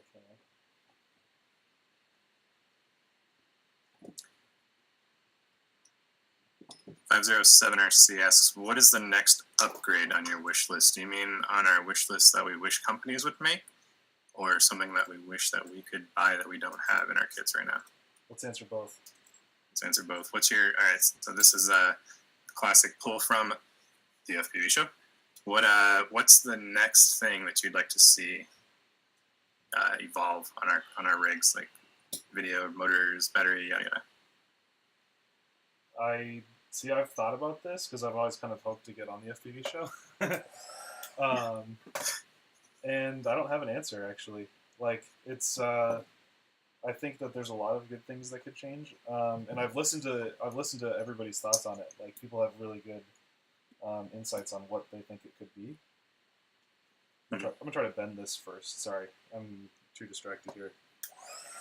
You got an answer really quick. Yeah. So on my wish list for quads that I wish that companies would do, I mean, we just talked or made some good notes on VTXs. I don't think the VTXs we have are horrible. I don't kill them that often, but like a lot of things in Paul's article, like the direct soldered wires and stuff. I just the other day, one of my quads had no video, and I was trying to figure out what it was. The entire connector in my Unify was blasted. All the wires were just hanging out loose in there. I don't know what did it. It must have hit a metal beam or something. But direct soldered, video power wires from VTX would be great. The new connectors on the VTX would be great, or direct soldered pigtails would be great. All that VTXs would be nice. We've come a really long way with flight controllers. I think those are pretty good. We got the built-in OSDs. Cameras, we just came a really long way with the new micro cams from RunCam and Foxy are really nice. Foreign ones and ESCs are constantly coming. We got motors up the wazoo. So I guess VTXs or outside of the rig, someone to compete with Fat Shark has always been everybody's wish list, so that we can have some competition to drive those prices down. Although what are the new ones? The Predators or whatever? The Aomui Commanders? Predator. Predator. Yeah, they rhyme. Kind of. Yeah, those are supposed to be good. Well, Fat Shark makes a Predator, doesn't it? I don't know. Wait, is that right? Someone makes something that's probably named that. Someone makes something. So, I mean, it sounds like both of us are just thinking VTXs need to be fixed. Everything else it's come a very long way this year, especially now that we got new receivers, we got pretty much everything. It's just we're waiting on video transmitters. So I'm not going to answer the question. I'm going to avoid it by saying what I want to see are upgrades for like just entertainment purposes, like ways for people to enjoy FPV racing. Mm-hmm. So like the live experience is where things are going to start showing up now. Like how do you get fans of FPV? How do we generate stuff to get people excited about it? And so like what do we need to do to change the viewing experience for spectators? So I think that there could be some interesting and exciting technology changes in that respect. Now, is that necessarily going to be the next thing? I don't know. But that's one of the biggest places that I want to see a lot of changes. Because if those happen, then the whole hobby grows. What was the other half of that? We were thinking. Okay, so we answered kind of or dodged. What's next What on your wish we would list? like to see. What we'd like to see companies give us. So what isn't in your kit right now, Paul, that you would like to get your hands on? I want a new lens for my camera. For my, I mean, that's like $7. You can go buy that right now. my vlogging camera.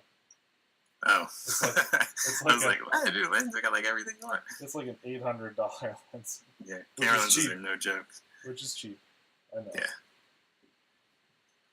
Yeah, so that's I don't know if that's necessarily FPV kit. I could think about an actual FPV answer, but I think that's one of the things that would be the most useful for me in my current state right now. I would have to say Clearview. All of you guys got the Clearviews. I still haven't had a need for it outside. I think actually at the I.O. was the first time we even had any video blips. I think it was just when I was on the very far end of the track running on the ground stations. I got a little bit of scrolling, a little bit of breakup down there. Otherwise, the LaForge always does well, but winter is coming. Yeah. So Why does winter matter for you? because we fly in a little metal box and everything is so bad in the camera. You can't even see. Like, you guys have probably seen a million videos on both Paul and I's channels of that little baseball training field. And that's the only place that we have regular access in to fly in the winter. And I got the Micro RX, or the Micro module, which I'm pretty stoked about. That's the cheaper version? Yeah, $120 with a receiver. It's not too shabby. What are the details on that? I believe it's 100 milliwatts power. I don't know. I don't know. 100 I don't milliwatt know is anything real. about RC. I just kind of know how to fly. I think it's 100 milliwatts, and which is what, 1/3 the power of the big one. The big one goes up to 2 watts. So it's less than that. But I don't know what that equates to. What is it? 4 times the power is double the range or something like that. I don't know how they compare. It's less range, but it's a little bit smaller in the back of your radio, which I don't really care about. It's mostly just that it was under half the price with the receiver included. My reason for picking up, I don't care about flying 2 miles away. I'll be the guy that loses his GoPro the first time he tries to do it and never get it back. Jaws But looking at you. I just bought it for the peace of mind. Yeah. There may be some performance. There may be, there's supposedly less latency and stuff. Not really a super big deal to me. I don't think my quads are lagging when I fly on FrSky, but I just want that peace of mind if we're out flying over the Mississippi River, or no, better yet, a pit in Las Vegas that's 500 feet deep, and I don't want to have to go to the bottom to fetch my quad or send one of my friends down there to get it because I'm too much of a pussy to go down myself. So, a little bit of a peace of mind deal for me, just on my freestyle rigs, just to be able to, we're flying in a field and like rip to the other side of the field and not have any issues. Kind of nice. Right. That's funny. Yeah, and that's why I got mine in the first place. Was I bought it for my racing rigs originally, yeah, I had lost races because of a failsafe. So I was like, well, this is unacceptable. And after I had some prize winnings from Drone Nationals, yeah, that was when I picked mine up. And yeah, and it served me very well. And then I switched to Futaba and I stopped using it as much. But I keep it in my freestyle rigs. Yeah. I avoided XM pluses for that reason. There's been a lot of talk lately, especially too, about XM pluses fail-safing on tracks. I don't know if it's because there's too many people in the air or something, or it's bad reception, or if XM pluses are just actually as hit or miss as my experience with them has been. Okay. But I've stuck to X4Rs with the full exposed length of the antenna. I think some of them have half length. I don't know if the XSRs do that as well. But I just stuck with the tried and true X4Rs up until now, just because I've never had issues with them.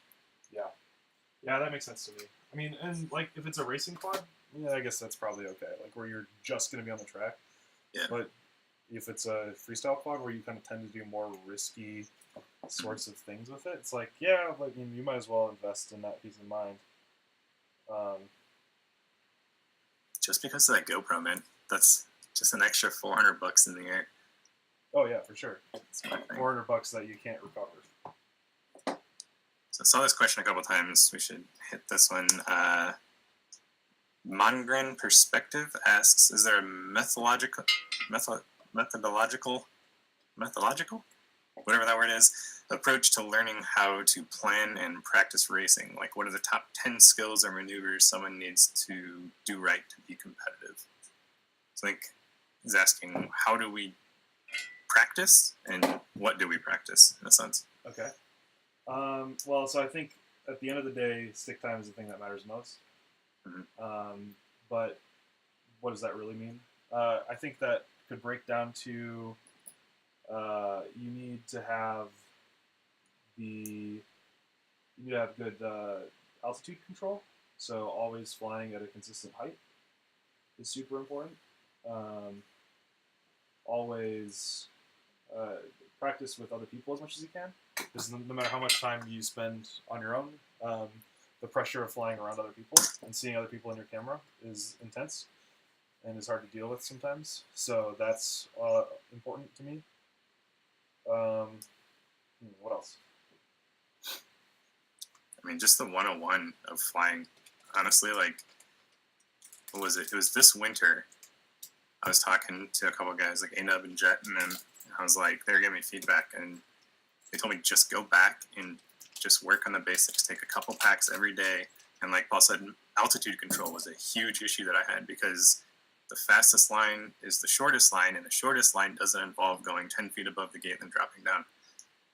It's like, it was things like altitude control and turning better, and just, I mean, 101 flying better. Like, as good as you are, just take a step back and just kind of practice the basics every now and then.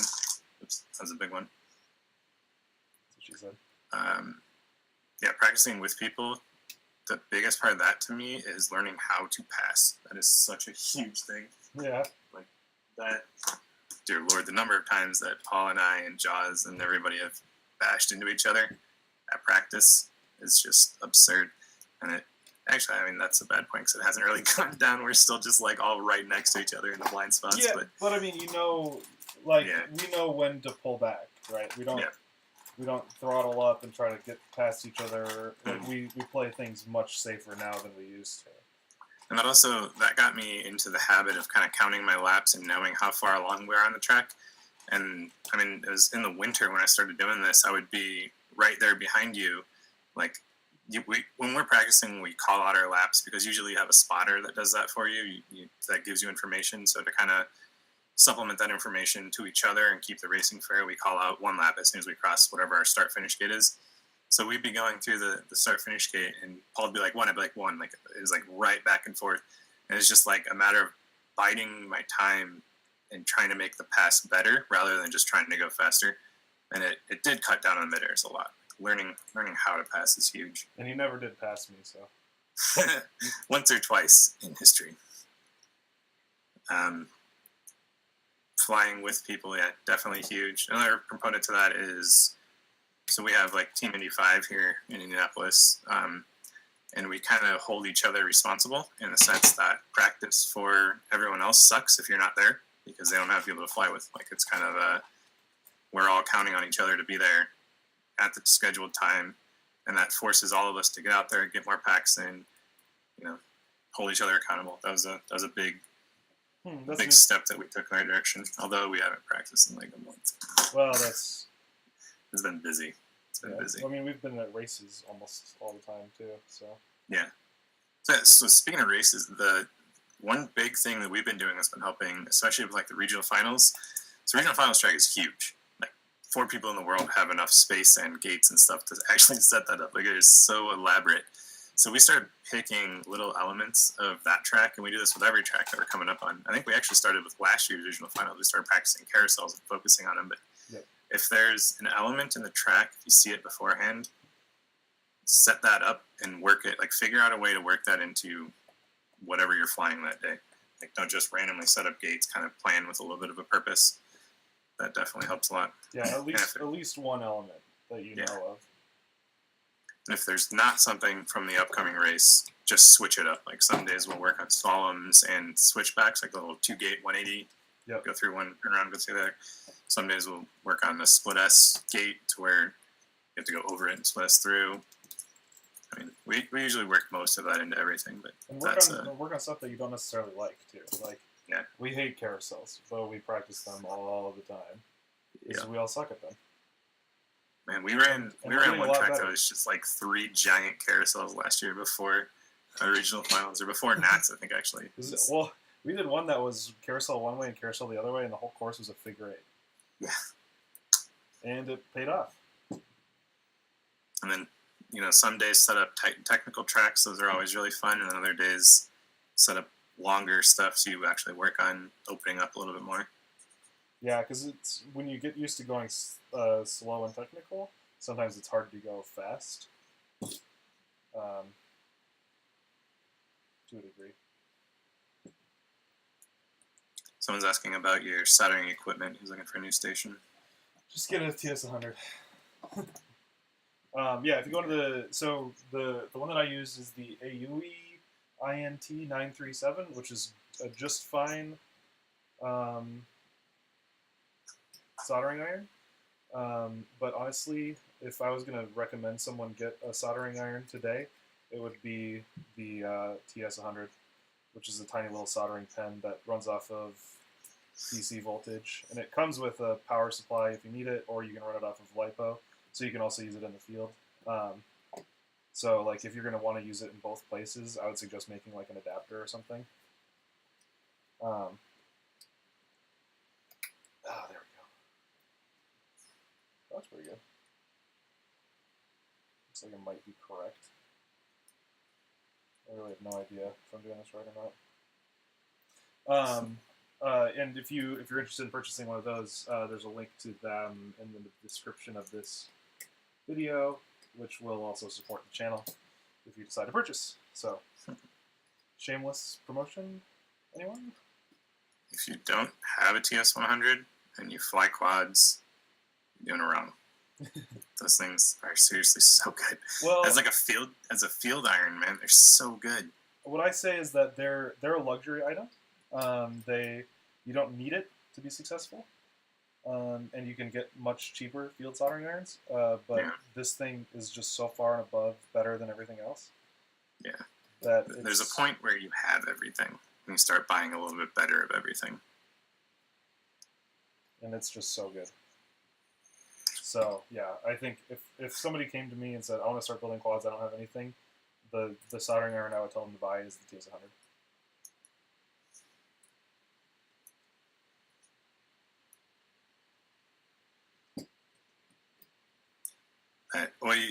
IU, whatever it is, brand has a lot of good, around the $30 range too. They have some good irons as well. Yeah, the one I have, I more think, of was in the $90 range, which isn't bad.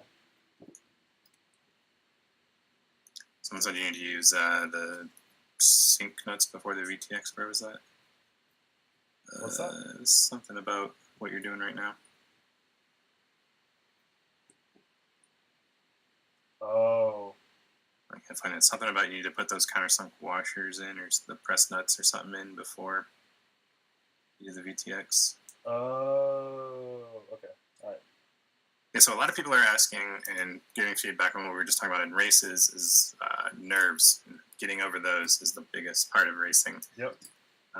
Flying with people. So like there's a lot of competition between us and the Indy 5. There's Paul, there's me, there's Jaws from DRL, there's his brother Kato, there's freaking FTV, there's Pizzy, and then our friends that come out every now and then. So like every time we take off, man, it's just we're all trying to beat each other. And that, again, fly with people, man. It emulates the rush. Like, it's not important. It's just practice. But at the end of practice, if you've lost every heat, you don't feel great about yourself. So every single time you're out there trying to win. And it's so helpful. Adam spends a lot of time feeling pretty bad about himself. Spend a lot of time fucking crashing because some guy, I don't know who it is, likes to get there before I can. And, like, we fly through, like, owl houses in the trees, going through, like, holes and... he finds like a blueberry bush, and like there's like one little gap where your quad can just barely fit through, and that's like part of our track. Have you ever seen my cabin courses? Yeah. One of the things there is literally a blueberry bush. Nice. The tech stuff does help, but be sure to switch it up. But yeah. So right now, just really quick, what I'm doing, according to the whoever said that I needed to take a step back, is I'm putting the countersunk nuts into the VTX. And so all that requires is you put the screw through, and then you put the countersunk with the little notches face down. And then if you just screw it in and tighten it down, it starts to bite into the PCB of the VTX. And eventually it will kind of lock up, and then you can unscrew the screw, and that countersunk nut stays in there. So that now there's this awesome little form. And that's the same thing that I did before the stream right here on the actual frame, which is awesome. Like, I love seeing stuff like that. All right, go ahead, sorry. Just kind of catching up on chat here. Everybody's talking batteries. Should we talk batteries for a minute? Sure. So, I think the one that sparked the first question I saw was, how often do you get new batteries? Do you fly brand new bats for races? I get new batteries probably once a month or so, and just try to cycle them through. I don't necessarily need them once a month, but I like to have a lot of batteries available so that I can fly longer, even though I can charge at the field, which we can also talk about. Yeah, we'll bring that up next. I get new batteries as often as I can afford them, or when the need arises. I've been running on 6 packs, 6 tattoo R lines for a couple months now. And I bought a couple of new packs for regional finals because some of those were getting a little tired. And then Joining Clips actually helped me out at the International Open and gave me a couple fresh packs to be able to race. Nice. What packs? They sell Bonkos, don't they? He may be getting those back, but he has tattoo R lines as well. So he handed me a couple. He had just gotten them, opened them, and charged them for himself. And was like, here, because I told him I bought 2 new R lines and was just kind of cycling between those 2 because they aren't tired. And ideally, you would have a set of batteries for practicing, maybe, and then a handful that you sort of keep a little bit nicer for racing if you can't cycle them as frequently or refresh your stock as frequently. Batteries are expensive. I definitely agree with that. I don't do it, but I agree with it. Yeah. There comes a point where you just don't have enough batteries to keep 2 of them set aside or whatever, or keep 3 of them set aside. But if you can manage that, then definitely. And then that brings up what everybody else is talking about as well, is practice packs. There's a lot of good practice packs out there now that haven't. I mean, before I was practicing on, what were the Turnigy ones that I had forever? Zippies? Were they? No. No. They were above Zippies. Puffy Tech? Nanotech? Yeah, Nanotechs, yeah. I would practice on those a lot more and then save my... Adam, tell Paul it's Joker and he needs to put the RX antenna crossed under the pigtail. And then actually, I see something. You need to put your RX antenna crossed under the pigtail. I like my antennas the way they are. I don't think it's wrong the way it is. He says no, Goga. Practice packs. The China Hobby lines are pretty hot right now. Super affordable. Yeah, those are stupid affordable. All over the place. It's crazy. Anything that you can get a minute and a half of racing practice out of for under $20 is buy it. Like, that's so good. You don't have to push 2-minute heats for racing or for practicing. As nice as it is. Mm-hmm. People talking about the Infinities. I haven't heard those of you. I think those are the Banggood ones that we were looking at. Oh, they had the Infinity Graphenes a while back, right? I think so. Yeah, those got some good reviews, and then they kind of had their little wave of hype and then fell off, but they seemed like alright batteries. I am not picky about batteries, to be honest. I'll fly just about anything. When it comes to racing, I definitely get really picky. Like for race day, I get pretty picky. But for the most part, I'll fly just about anything. We have some other batteries. I don't even know what they're called, but we're trying them out for Kato's multi-rotors, and they're just some other Chinese Chinese company that it's not some fancy branding and packaging or whatever that nobody's ever heard of, but they feel great. I'm actually really liking them. I think it's this one. Is it? GNB. Something like that. 1500. They seem very similar to the China Hobby line in performance and cost. And cells, like they're identical looking. Yeah. I like Venom batteries. Someone just double A mentioned Venom batteries.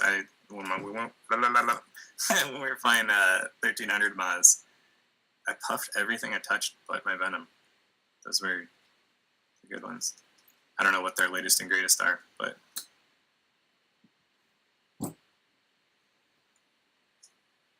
so I'm struggle busing to get this top plate assembled here.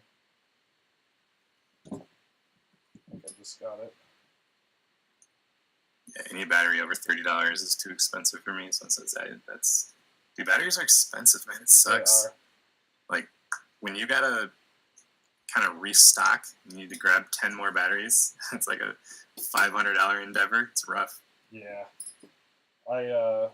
I'm very fortunate to be able to get some stuff from FPV Direct. Because the batteries that I choose are the Pulse Graphene, and they're pretty sure they're like $45 or something. Yeah. So I mean, the expensive batteries are great. They do perform better. They last a little bit longer, especially in the race scene. But if you're just freestyling, and don't be spending all your paychecks on packs. Buy what you can fly. Stick time is king. You don't need to be at full throttle. Yeah, fly efficiently too. Like Yeah. absolutely. Yeah, that's actually kind of a good idea for an exercise. Is take a China Hobby line and go out on a racetrack and try to make it last as long as you can, or take some cheap battery. It doesn't have to be that. Just try to fly better, and then record your flight lengths and see if you can get an extra lap by flying a little bit differently. That's interesting. It's kind of a neat idea. Anything 1,500 at under $22 is great. Yeah, field charging. We're going to talk about that. Okay. Field charging will save you so much money. It's absurd how nice having a field charge kit is. What was I saying? I have 8 batteries, or I had 8 batteries until a couple weeks ago.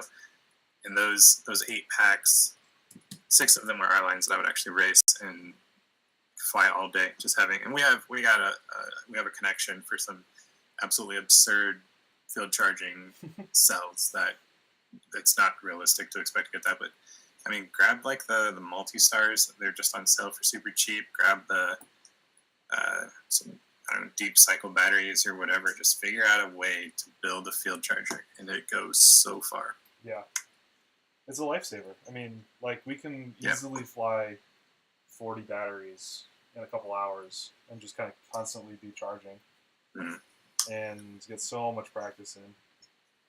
You need to install the VTX antenna before you finish the carbon pod braces. God dang it. That came in right as you finished setting. Now I got one more screw. Let me see if I can do it. I think I can do it. Most of the time they have power at the races, right? Not always. It depends on the venue. A lot of times it's just literally in a city park, someone's backyard or field on some private property, sometimes an AMA field, whatever. But there's power, but it's often first come, first serve, and you just won't get it. But yeah, I mean, having a field charge rig means that you can fly all day on 8 batteries, or 6 batteries. That's another important thing, is make sure that you can charge 4 at once. I found that to be the magic number. How many is yours? As many as I want, basically, but I'm the exception. It just expands. Yeah, so, I mean, at least 4 at once. And I always, I bring my quad down. My battery's nice and warm.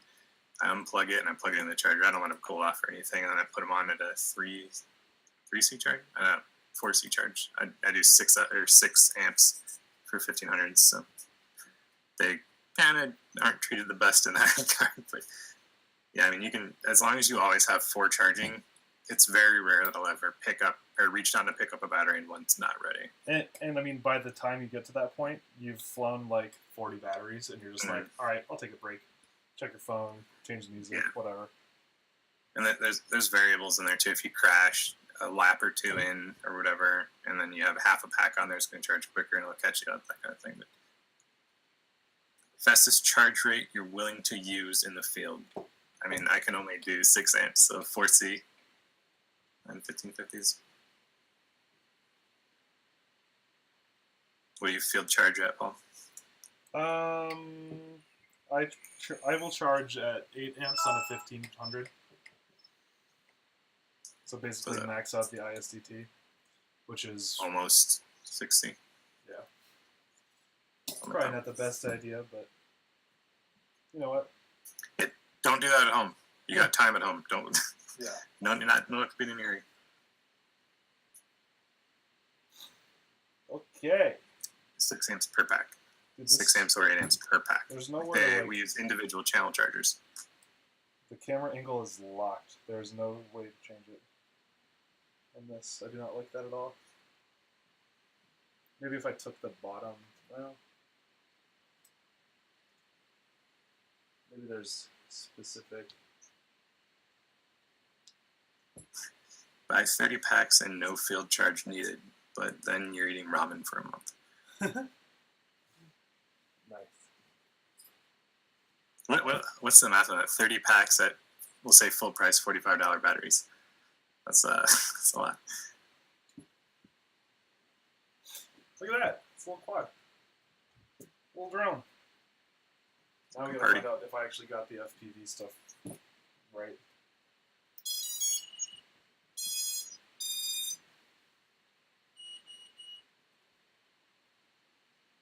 I don't think I see any LEDs coming on it. Unless they're on the other side of the board.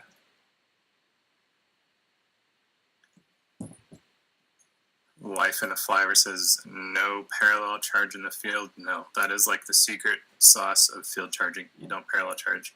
As soon as the battery comes off, you put it on its own channel. So every pack, it doesn't matter. You're not waiting to have 3 or 4 packs set aside. You go. Unless you're trying to catch up. Yeah, I mean, you But can't. I have a 500 watt 2-channel, or 2-channel 500 watt each. So it's I've got plenty to work with. Yeah, VTX is definitely not on. Joker says you have to decide which set of plates you're going to use. That's the 35-degree plates for the GoPro. Oh, okay. Perfect then.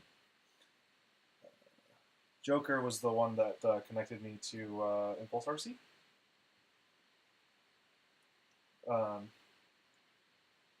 To do this build. So he's built a few of them and knows the process.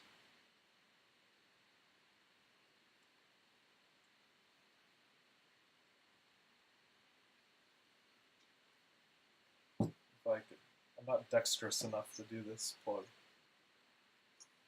I want to see a field charger setup, so I'll grab mine while you're doing yours. Oh, okay. So our field chargers are very similar. We both run the same battery. Yeah, they're literally the same batteries, just different chargers on top. A little bit different cases and stuff.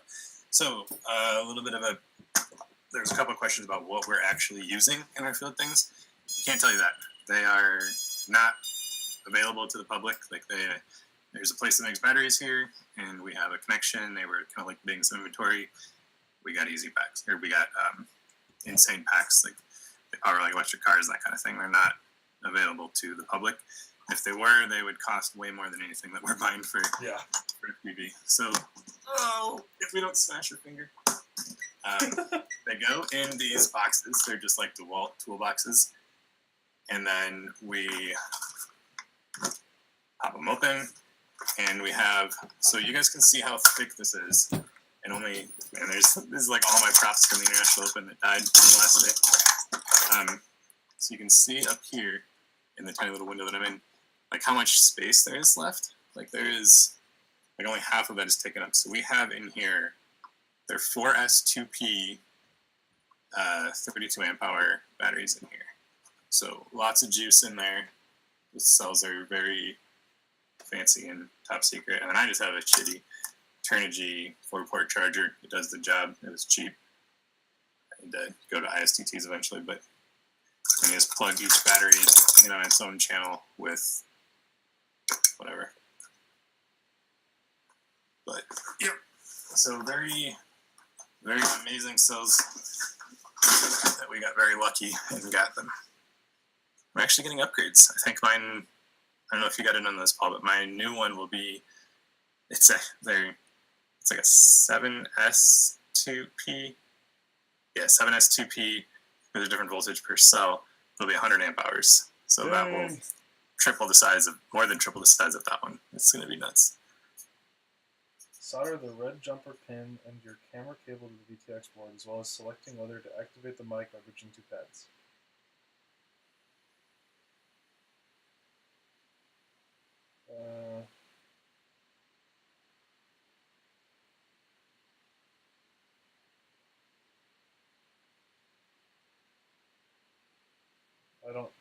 It doesn't seem like the VTX is powering up.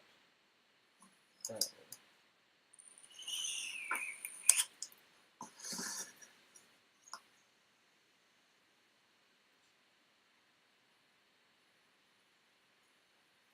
So I feel like I missed a step where I needed to bridge something or something.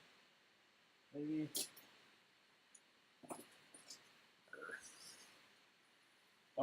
Okay, so everybody that's here should subscribe to HypePV on YouTube for being so generous as to come and help me ramble for a while. Which, I guess you probably can't drop your YouTube link in here. It's just youtube.com/c/hyphpv. I meant to put that in the description.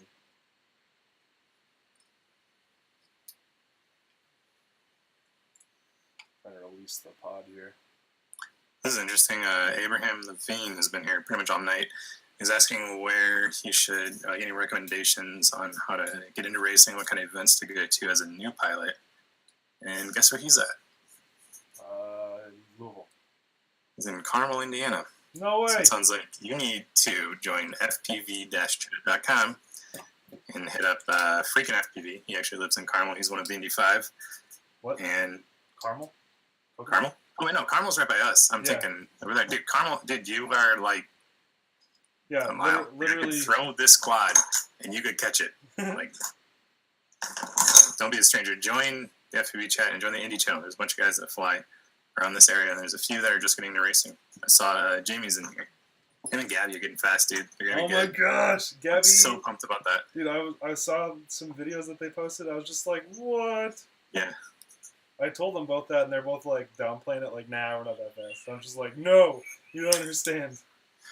They're trying to sandbag us, dude. They came. So these are a couple guys that so in our indoor event in the winter. For everybody who doesn't know, it's kind of like a public fun fly thing. It's inside of a baseball training thing, and usually drone racing takes over at the end of the night. But it's not ours. It's not a private thing. We don't have a specific, only we're allowed in there or anything. It's like a public deal, and we get to meet new people that come around, and every now and then some of them stick.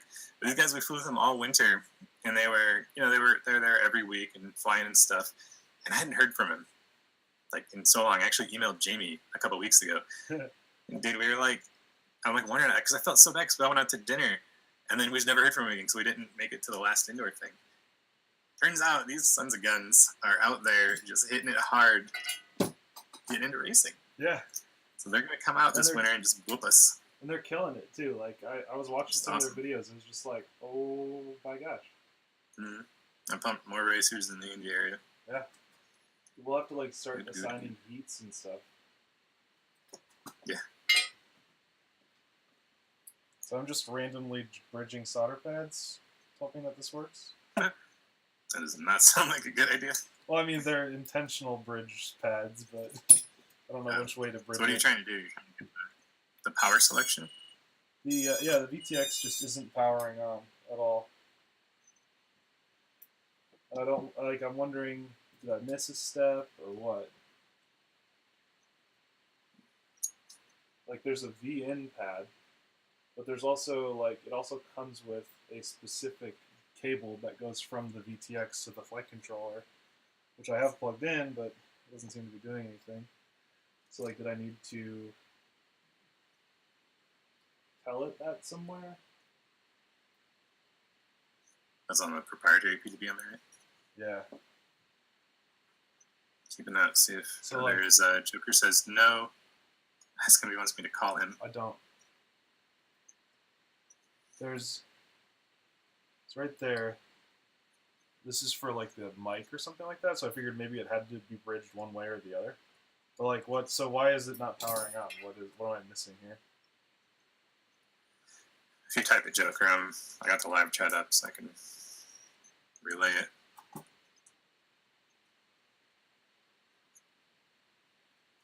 You need a separate power wire. Two wires. Get a meter ball. 2 wires.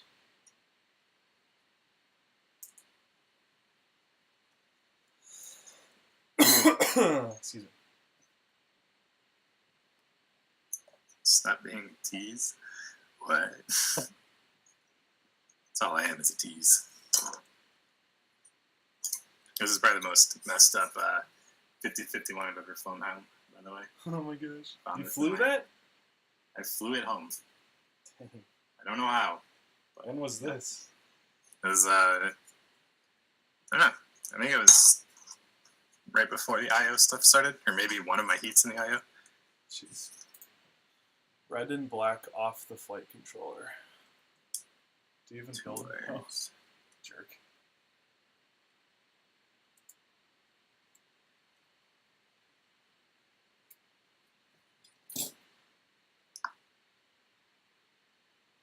Jamie, if you and Gabby find a private weekly venue and you don't invite us, I'm going to be real sad.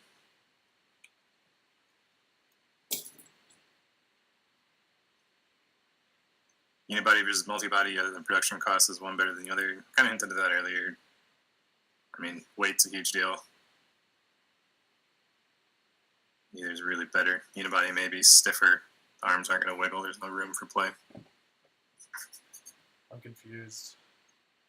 Someone asks, what VTX is that? It's the one that comes with the ImpulseRC. Like, it's a specific one for it. But, like, I can't... There's no documentation anywhere. And it didn't come with a manual or something like that. Yeah, that's a lumpy donut green 5051 special right there. Yeah, I get there. It's like the day of the International Open World Cup. I realized I forgot all my props at home. The wire coming out the side of the FC is serial only, no power. Okay, so where do I power? Like, what pad on the VTX is power?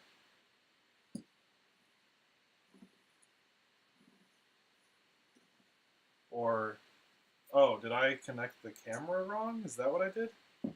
So I plugged the camera in.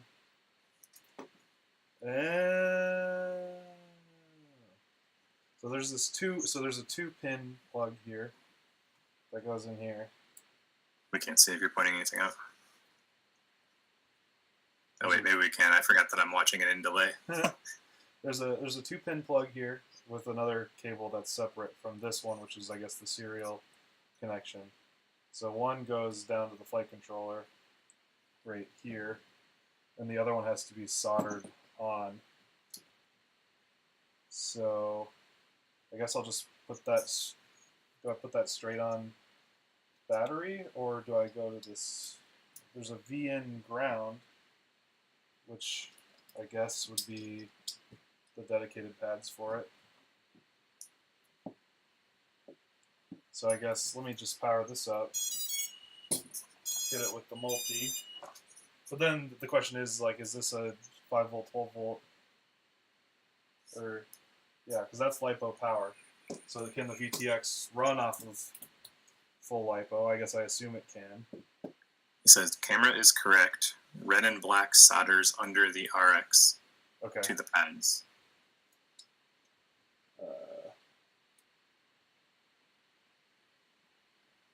So it must be that VN.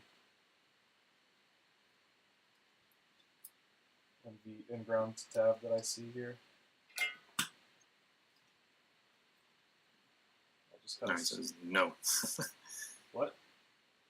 He said no. So it's not those two?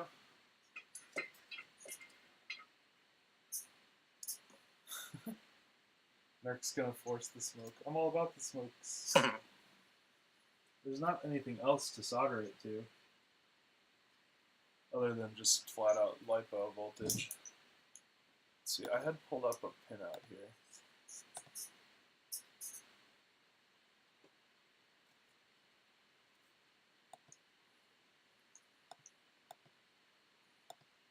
But it doesn't have any details. It's gotta be those.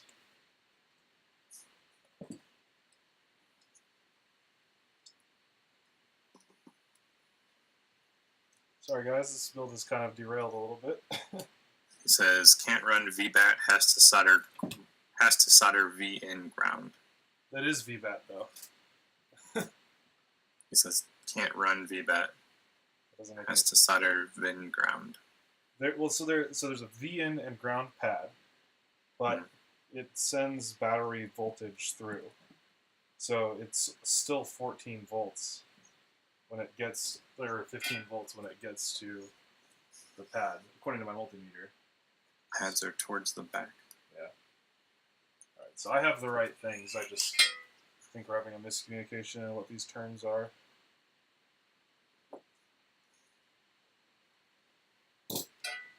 We're both talking about the same thing, at least. The delay doesn't help either. Yeah. Especially with me trying to relay to you what he's saying in live chat, and then you responding, and him hearing it a second later.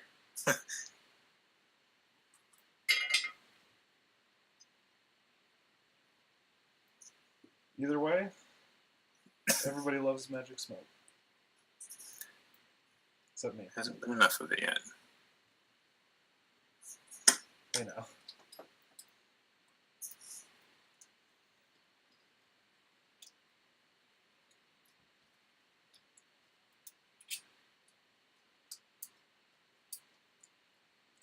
No. So I said catch up here for a second while you figure that out.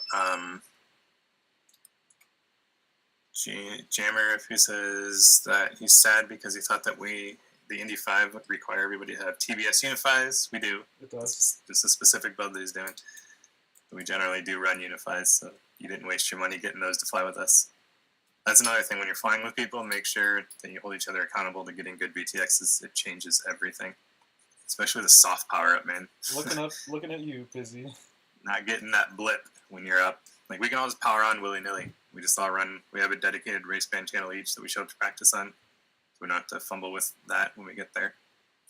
We can always power up whenever we want. Yeah, we're all on the right channel before we arrive, too. Yeah. Like, if you aren't, we get mad at you. Yeah. Not really mad, but we'll make fun of you. We just kind of say, if only there was a spreadsheet that had all of our channels assigned to us in there. And then nothing ever changes the next week. Well, I thought there was a spreadsheet.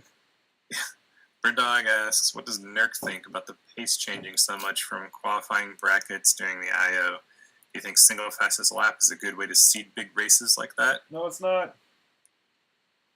What? Best three combined is fine. He's going back to I.O. Oh. Yeah. He said, I just thought the pace changed a lot from qualification to the brackets. Not sure if it was the night racing or just the nature of qualifying we were doing. There's no pressure in qualifying, right? Like you can always fly again. When you get to actual heats, everything is different.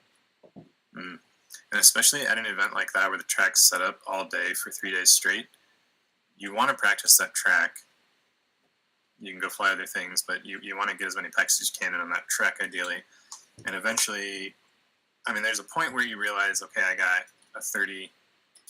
The bar is set currently at 40. I'm good. Nothing matters. You can walk away, or you can play the game. That's what it became, was a game with everybody. It's just seeing how low you can get it. And I mean, there's something to be said about, oh, I qualified, yada yada position. Like it's fun. That's a way to keep things entertaining. And it does put you in better heats at the beginning too. Like it does affect who you have to fly against early on. Right. But it's not. I think there's better ways to do qualifiers for sure. Yeah.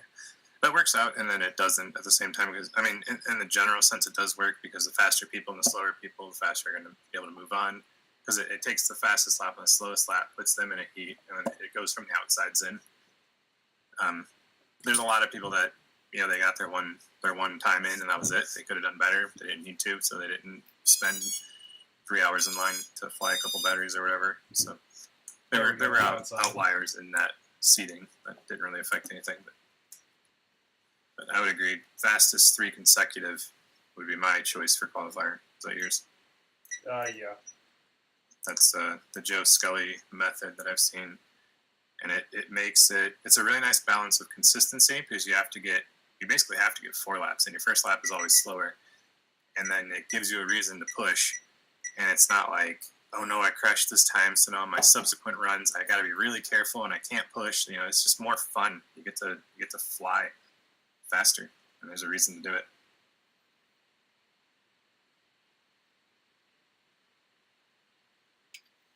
I'm still not getting anything. All right, let's just do the BL Heli stuff and get it flying, and I'll figure out the video some other time. This video's not gonna matter right now anyway. Because I'm getting tired. So No matter what you find. No. So there's a little sticky thing that comes with this, which is pretty cool. That's like a rubber mat. Like it holds your battery in place with the grippy rubbery thing, which I love. The frames do that. I'm ruining the stickiness right now by touching it off.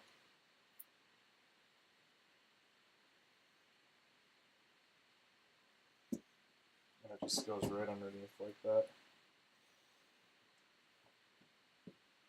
That's awesome. I love that. Cool. Alright, let's hook her up to the computer.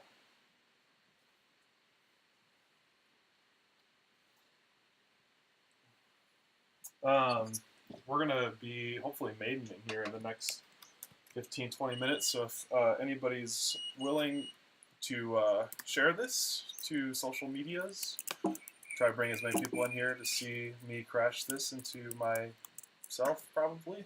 Actually, I hit myself earlier today, probably for the first time ever, believe it or not. Jeez. I crashed. There's a time at indoor. That's right. I guess that was the first time, wasn't it?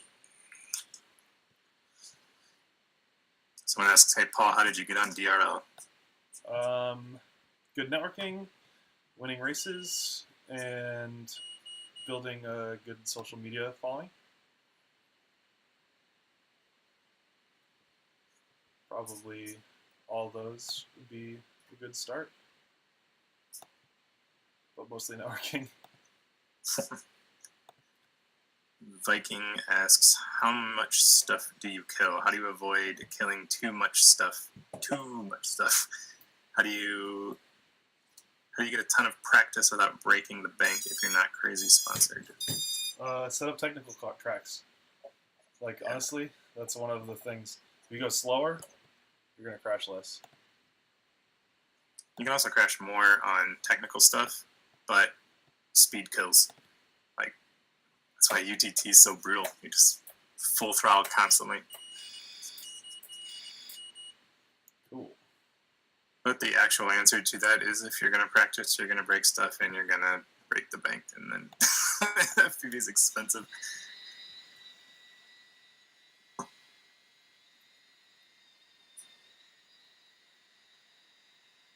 I need to reverse 2 and 1. Let me switch. Forgot about OBS here. Switch this to desktop mode so you can see what I'm doing. Yeah, Alex has a good point. Build sturdy or build clean. Don't build pretty. Build clean. Yeah. Clean builds are easier to maintain, and if you take a second to think about where things need to go or how to better protect them, you'll break a lot less.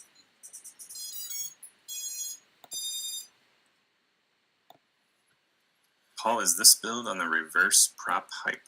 Always. I do everything with reverse props these days.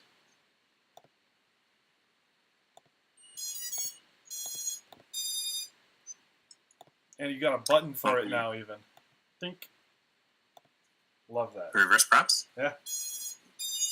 Nice. So you don't have to type in that little CLI command. Correct.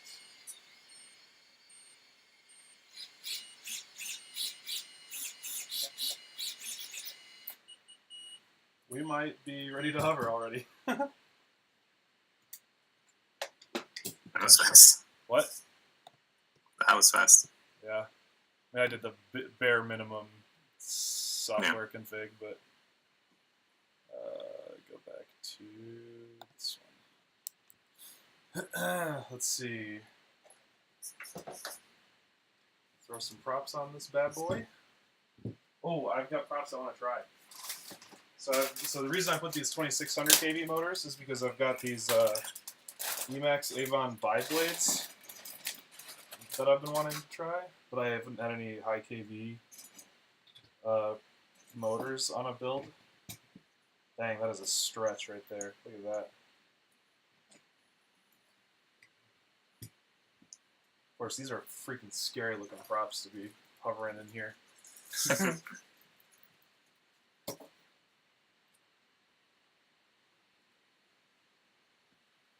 But all about that orange and blue, yeah, Hive? Did I miss when my quads were pretty and they all matched? Not that I don't appreciate getting the props I have, but it's something nice about seeing like the whole lineup all orange and blue.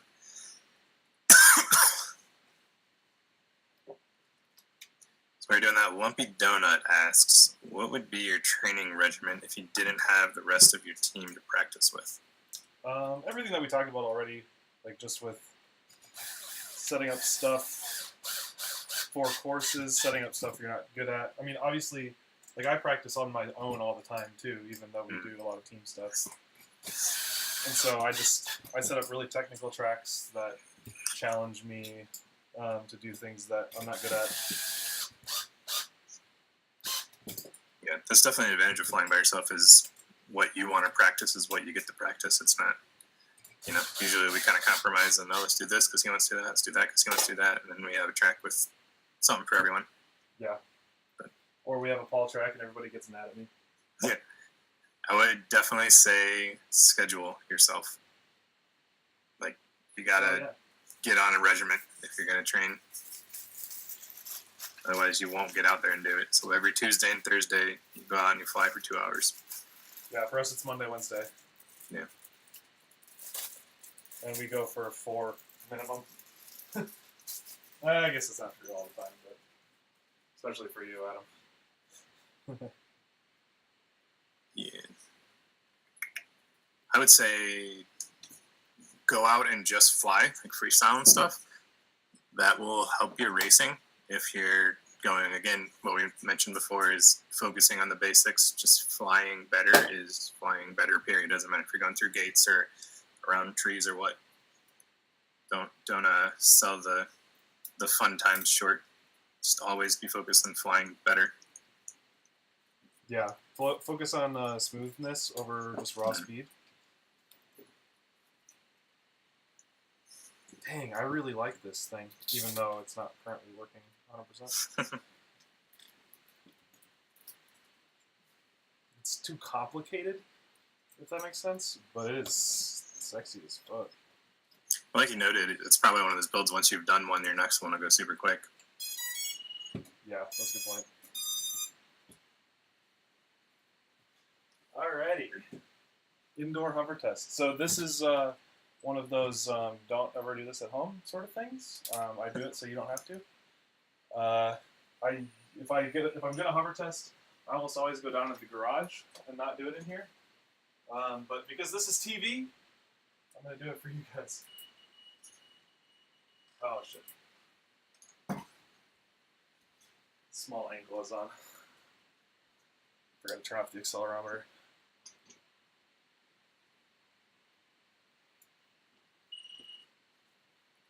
Let's see. Let's try the desktop.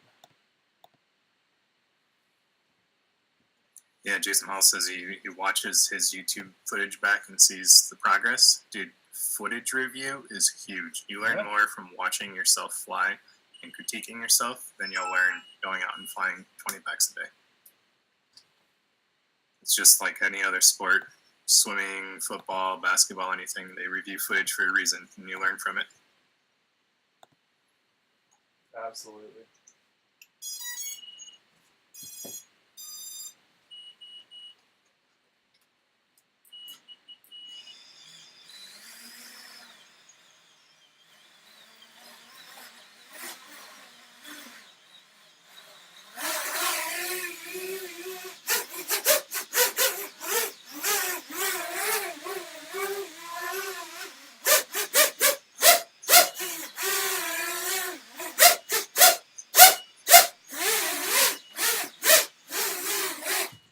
Oh, that sounds so good. Like, it sounds like a friggin', I don't even know, like super tuned car with just as soon as you kind of you feel that engine, like it bites. Like I can just in my chest, like I feel it in here. It's so good. Oh, I love these motors. And hopefully these props are good, but gosh, the motors are they're so angry no matter what I put on them. I love the sound of bi-blades. This thing's going to be quick. Okay, what else was I going to do? There's one more thing I was thinking about.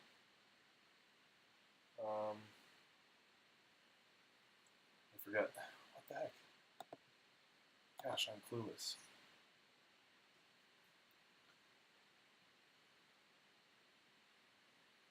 I remember. Okay.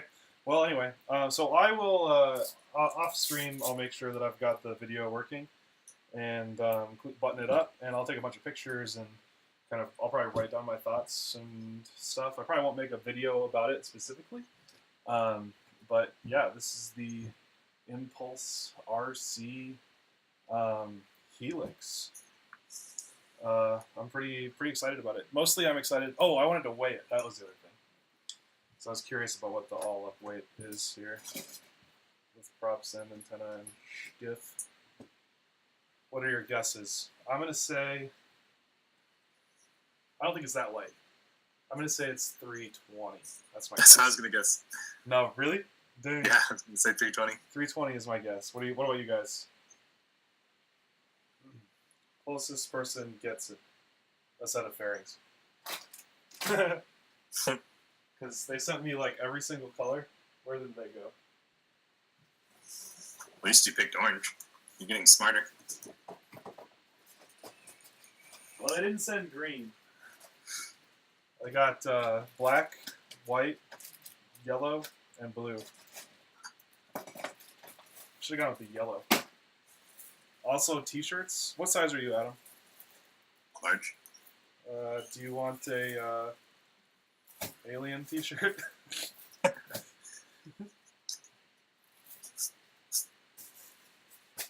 I suppose I can give one of those away too. Alright. Here we go with the weight. Oh, it's heavier than I thought. 353, really? There's a lot of hardware. You do have the GoPro mount on there. I do have the GoPro mount, but it's not that. That's not that much more hardware. Looking to see who got the closest. We saw a 346. Yep, I think the 346 was it. Dang. Did everybody guess lower, or was he just the highest? There were a lot of 345s, and he one-upped them.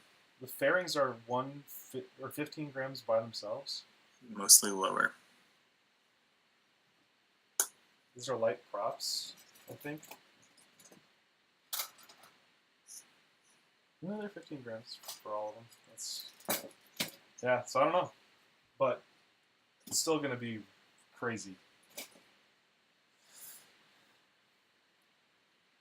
Yeah, you have hefty motors on there. You did put LEDs on. GoPro plates. Bearings. There are longer arms camera. because of the stretch. Yeah, well, so there you go. This is the ImpulseRC Helix. So thank you so much to Impulse for sending this out and sponsoring this episode of VFPV Livestream. It's always awesome to work with different members of the community and stuff. So if you, so I guess, oh yeah, I gotta give my ending spiel. So first of all, go subscribe to Adam or Hype PV on YouTube. That's youtube.com/c/hyphfpv. No F. No F. HYPFPV. No. Hype is F. Close enough. I've already totally fucked this up. Here, I'm going to type it into the chat. youtube.com/c/hyphpv. And if you're a first-time guest tonight, this is going to be a weekly show where every week we're going to get online and build a drone of some sort. This week was the Helix. Next week will be something else. I don't know what exactly yet. I've got a couple of things. And then if you're a returning guest, thank you so much for coming back. You guys are the best. I can't believe that you spend this much time listening to us ramble on about drone stuff, but we're pumped that you do. Currently, I'm looking at statistics here on the side. Average view duration is 16 minutes, which is crazy. The total view time is 189 hours of people's time. Holy cow. And we had the highest amount of total people was 99, which that's low for us, but we're just getting back into the swing of things here. Yeah, so, and then if you're a vendor, and if you have a product that you want to have featured on the FPV live stream, do some giveaways, do whatever you want, I would love to have a conversation. If you want a kick-ass t-shirt, go to paulnerkla.com and check out the store. And then if you purchase anything out of the description below from Amazon or whatever, I get a little bit of kickback for that we can use to further generate things for the show. I can get my that lens that I really want for vlogging and stuff, for example. But yeah, so really appreciate everybody's patronage, and I guess I should. So I do have a Patreon as well, as long as we're shilling out, which is patreon.com/nerk, I believe. And yeah, so thank you very much for stopping by. Have an awesome rest of the week. Sorry that this stream was a little bit mishmash as we're kind of figuring things out with two guests, or two hosts, as well as a